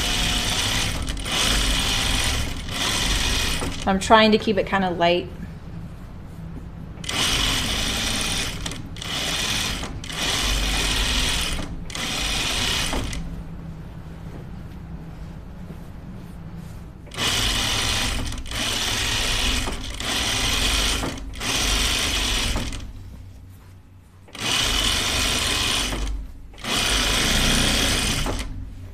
Almost done. I did. We went with the straight. I think the curve reminded me of Charlie Brown, everyone else of an apron. So that wasn't really a vote of confidence for it. I just wanted you to see the possibilities with these the bias, you know, because the bias is so easy to manipulate when it's already clean finished. You don't have to worry about turning under edges or any of that, you know. The problem with doing it the opposite way is that you could end up getting this going on. You know what I mean? Model it. I'll probably take a picture and post on Instagram, but I'm not going to change right now. It's kind of awkward to walk away from your camera and go get dressed, you know. Done it like once before. All right, so we just need a hem, but I don't know. What do you think of the stripe? Okay, where's the camera? There we go.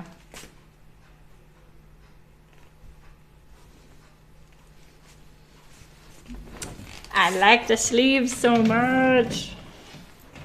Yeah, I'm liking the sleeves. I feel like when you look at this hashtag for dress number 2, the bar is high. There's a lot of really cute stuff out there and layers and stuff like that, like layered pieces, and people do some really cute prints, and it's just so fun to do it. So I'm really glad that I went kind of like this direction, because I don't know, I just really like the way this looks. So what do you think? I could do a binding hem like the neckline, like this. Seems kind of heavy. I could just fold it. It doesn't need much. I think that's what I'm going to do. Yeah, that's what I'm going to do. I think that'll look good. That's right, Nancy, it would. Cute. I like that. Absolutely. Okay, so I'm a little worried about that. This is, I apparently did not notice I was really close to a little piece of fabric that was cut already. Hi, Cecilia. This is the Viscose Linen Noil. It's kind of a mouthful. And Hart's Fabric sent it to me to make a sample for them. So, and then the binding they sent as well, which feels just like a straight up cotton. And I was calling it Brussels washer linen at the beginning of the cutting video. I don't know if you watched that, but I was wrong. Luckily for us, one of the gals from Hart stopped in and I said, hey, what fabric is this? And so she told us. I just threw it in the washer and dryer. It barely wrinkled at all. I wouldn't have even needed to iron it. Let me see if I can fix the color though. Let's see. I think, because the color to me on the screen, I don't know about you guys, it looks gray. Grayish green. That's a little better. Look on Instagram. The picture looks better. You're welcome. Absolutely. It's so drapey. It's got really nice, it's very bouncy, very drapey, very low maintenance. So if you want that kind of linen feel, it's like a linen rayon feel, but it's Viscose Linen Noil. I don't know what the heck noil is. Maybe that's the weave. I don't think that's an ingredient or fiber. Okay, so let me switch back to my olive green thread. I am done. I'm just going to put in a hem now. I don't have my serger. I would probably, even though I French seamed this whole bad boy, I would probably serge the edge, turn it up, and hem it that way. Really small, simple hem, flat. Because this fabric has got a bit of heft to it, so I don't really want to add bulk down there, you know? Yeah, right, Nancy, but, you know, they can sell these or donate them. And, you know, the thing is, Nancy, my argument for asking for sponsorships is true. I don't need 50 new garments a year. And, like, it can easily become that. So if I stream with you guys twice a week and do 2 different garments, that's 100 garments a year. I just don't need that many. And sometimes we do like 3 at a time, right? So this way, at least I get to try a fabric and a pattern and be like, okay, I actually want one of those. Like I want one of those Lucida dresses. And I will definitely make one of these too. I think it's pretty cute. It's not stretchy at all, Dorothy, but it is very forgiving. So you can see that it does have a little bit of forgiveness, you know? All right, so let me see here. What am I gonna do about this little cut here?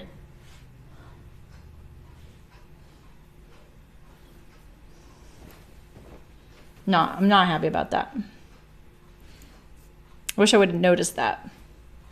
I kind of want to know if it's going to be too short to just cut that off, because that cuts off like my whole hem allowance, you know?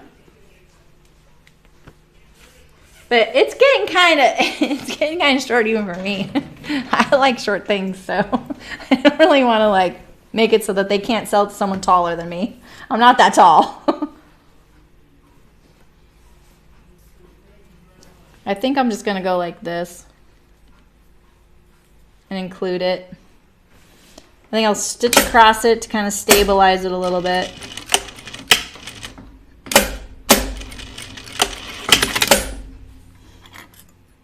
Sometimes you just gotta deal with what you dealt yourself, you know?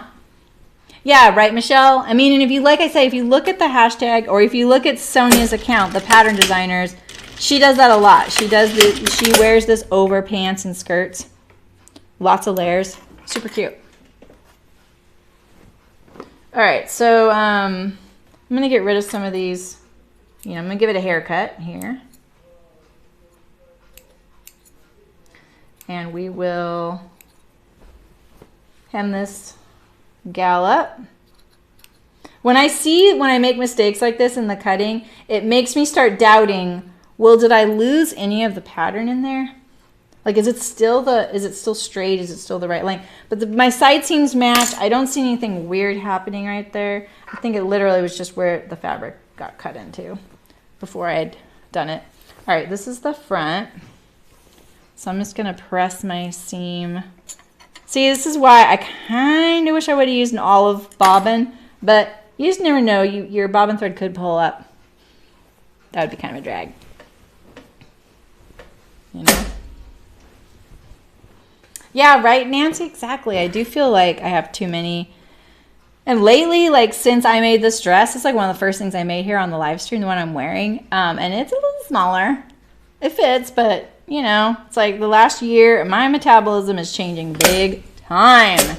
It is no joke. So in a way, it's like now I have other clothes because of that. You know? I'm just gonna turn it 3/8, turn it 3/8.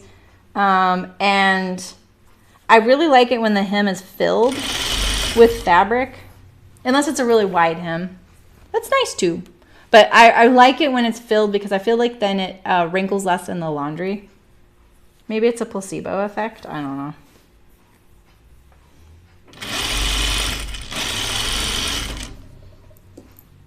I just got paranoid that I still had the white thread in. We've done that. Right?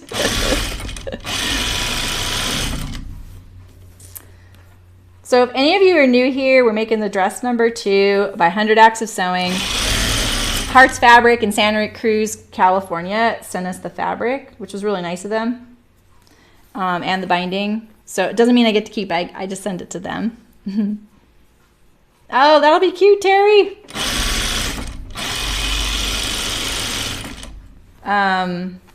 If you're new to like watching live streams and you want to chat with us, most of us, I stream live on Twitch and on YouTube. Most people haven't heard of Twitch. But it is why I, Nancy, thanks for donating.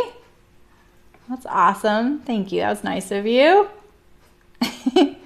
I bet you like that little message too, right? Now I can get that seam ripper.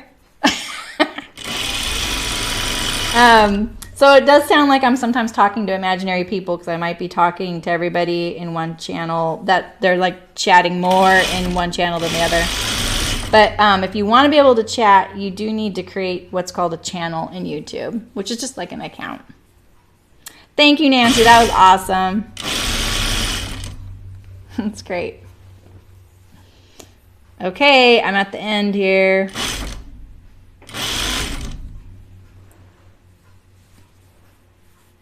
That went pretty easily. This fabric is really easy to sew. For being as like drapey as it is, it's pretty stable. Voila.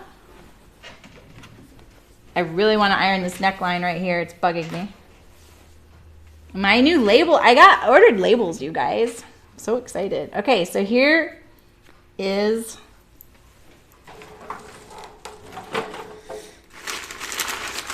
So this is how it started. This is 100 Acts of Sewing, dress number 2. I made the size medium. Oh, Michelle, thank you. That's nice of you. Thanks. You guys are awesome. Well, I gotta thank you, Nancy. Carol was pretty sneaky. She did it at the end yesterday. I want to make sure I thank you guys. You guys have been an amazing support. I'm almost to my 100th stream or 100th video, which is next week. My 1-year anniversary is coming up in August, and a lot of you have been here since the beginning. I really appreciate that. I really hoped that sewing live would be of value to people. I really like the experience of live streams, and I was hoping people would really like that too. So it's great to see that you guys are kind of digging it, you know, because I do. I dig it a lot. And when I don't see you guys for a few days, I feel it that I don't see you guys, you know, like when it's between streams. So thanks. All right, so yeah, so we're making dress number 2. It's very simple, great for beginners, lots of modifications you can do. If you want to see how I did the sleeves, you can check out the cutting video. So I just added these, I made short sleeves. Thanks, Nancy. Yeah, exactly. I miss you guys. Yeah, well, unfortunately, I'm not big enough to have subscriptions enabled. On Twitch, it would be really easy to do. I only need 12 more followers, and I think I can do it. But on YouTube is a little more hoop jumping. I have to get a crazy amount. I don't even know where I'm at in it. I haven't looked at it. When I saw it last year, when I first started, I was like, they changed the rule like the week I started, and I was like, whoa. I don't know if this will ever happen. So I'm figuring it out. You know. I know, I'm so close on Twitch, Michelle. I need that, and I need 3 people to be chatting in Twitch at once, which I swear has happened before, but maybe not. So the pleats were not a pattern option. I just added it. And I explained how when I did the cutting. I added the trim here, took off 1.5 inches off the pocket, and then I added the trim here. Hart's gave me this cute binding. I was supposed to use it for the neckline, and I did not. They say I'm allowed to do that. So this was my option. I just kind of did it on the fly yesterday, and it all thankfully worked out. So I'll try it on, and I'll post a picture on Instagram, and then I have to ship it off. I can't wait for my new label store. I hope they turned out. I went for something kind of goofy. I hope they turned out. They're on their way to me. I would totally put one in this and send it to them. Like, here you go. All right, well, so Saturday, you guys, Saturday, we're doing grading. I will totally show you when I get them. Yeah, absolutely, Nancy. I would too. I'd never do. Oh, yeah, Carol. I talked about Trello, which I got all my tips from Malin, who's on vacation right now, and from Mim is Making. And I did it a little differently, but the way I do it is I just keep a copy of my pattern cards in there. And it is in the Cutting the Upton Dress by Cashmerette, which was in May. It's the red dress. So if you look at all the covers, look for the red dress. Cutting, the very first one. And it's at 1 hour and 17 minutes. No, it wasn't a hem tool. It was this binding, the bias binding thing. You might have. I think you ran downstairs. You blink, you miss it. You were feeding the dogs. Yeah, so the grading on Saturday, we're going to talk about the jump between sizes and Julia. And the jump between sizes, and we're going to talk about how to get there, how to go below and above, how to do between. It'll probably be a lot of information, and we'll break it up into a few streams. It won't be the last time we talk about grading, you guys, because it's a big topic, and I want to make sure that thanks, Isabel. I know, it turned out pretty good. Yeah, Carol, the Trello thing is really easy. I'm using it in the most basic way. Like literally the only typing I do is to title it. So, and I go through it on the app and on the desktop, I'm pretty sure, but I use it on the app. So, and so we'll talk about the difference between sizes. If you wanted to go from a size 4 to a size 26, that's tough. The pattern companies aren't lying when they say they can't do that, but they're not doing that. They're going from an 18 and up, but they do need to do block, but you're doing it for you, so it's different. Cool, Michelle. Yeah, I know. It usually does, Michelle. I always watch for you. I do. I watch for you every time. So, yeah, I'm sure it will. We can get Brooke in there, and one of you guys goes over there sometimes. The video quality is better on Twitch, so, and you can zoom and stuff like that, and you can emote, which is fun. So yeah, so Saturday, 11 a.m. Pacific, we'll be talking about grading. I'll pull a bunch of patterns. I'm going to find one of my old pattern books or grading books and make sure I don't miss. Yeah, there's less delay. What was that? Thanks, Lisa. That's nice of you. You guys, I'm going to cry. It's awesome. Thank you. Okay, well, that's it. We had a long stream today. We've been here live since 11 a.m., but we did the entire garment because I really wanted to dedicate Saturday's stream to grading, and I want to do more streams like that. And I'm still, like I said, you could Twitch too. Awesome, Julia. Yeah, we just need 3 people talking in there at once. there's some really funny little things. You guys would really enjoy seeing the trophies I have to like achieve in there to unlock things. So, but you know, the thing is, I don't make you guys try hard in Twitch, because the thing is, you're all over here in YouTube, so it just makes sense to eventually unlock it on here. I'll figure it out. I'm not stressed about it. I gave myself a year to figure things out once I got to after I closed Chicken Boots, so don't worry about me yet. But I want this to keep going. I somehow got to financially make it work. But there's other ways to do it than making people pay for the stream. So I am working on that. And the patterns will be a good thing. But I need time to do it. And I would rather just be streaming and sewing with you guys. So I am looking for other folks to like sponsor the fabric and the patterns and stuff like that. But there are certain things I want to keep too. So anywho, on that note, I will see you Saturday, 11 a.m. I'll be doing pants, top, whatever, sleeves. We'll talk a lot about sleeves probably, because sleeves are kind of the biggest issue really in sizing, and boobs. I don't think I'm gonna go over like FBA or anything like that, but we can talk about it. So thanks for all the donations, you guys. I really appreciate it. And I will see you Saturday, 11 a.m. Pacific for grading and sizing. Sizing is grading, same thing. And hopefully we can address any questions you guys have. So, and yeah, if you guys ever shop at Hart's, let them know that you saw the fabric here or that we talked about it here. I think they'd like to know that, so that they know that you guys are interested in that. Thanks, Elaine. Bye. Yeah, thanks, Terry. Bye. You guys are all welcome. I'm happy to do this. I love it. So, all right. Hasta mañana, iguanas. Actually, not mañana. Hasta sábado. Iguanas. Take care. Happy sewing. And then I will see you soon. Regular play. Yeah, exactly, Carol. Exactly. Blending sizes. Yeah. Because you're not going to be selling these patterns yourself. It's just for you. You can break the rules. You know, you don't need a block for you. A block is nice, but you don't have to have one. Not for a little bit of grading here and there. So, all right. Ciao. See you guys.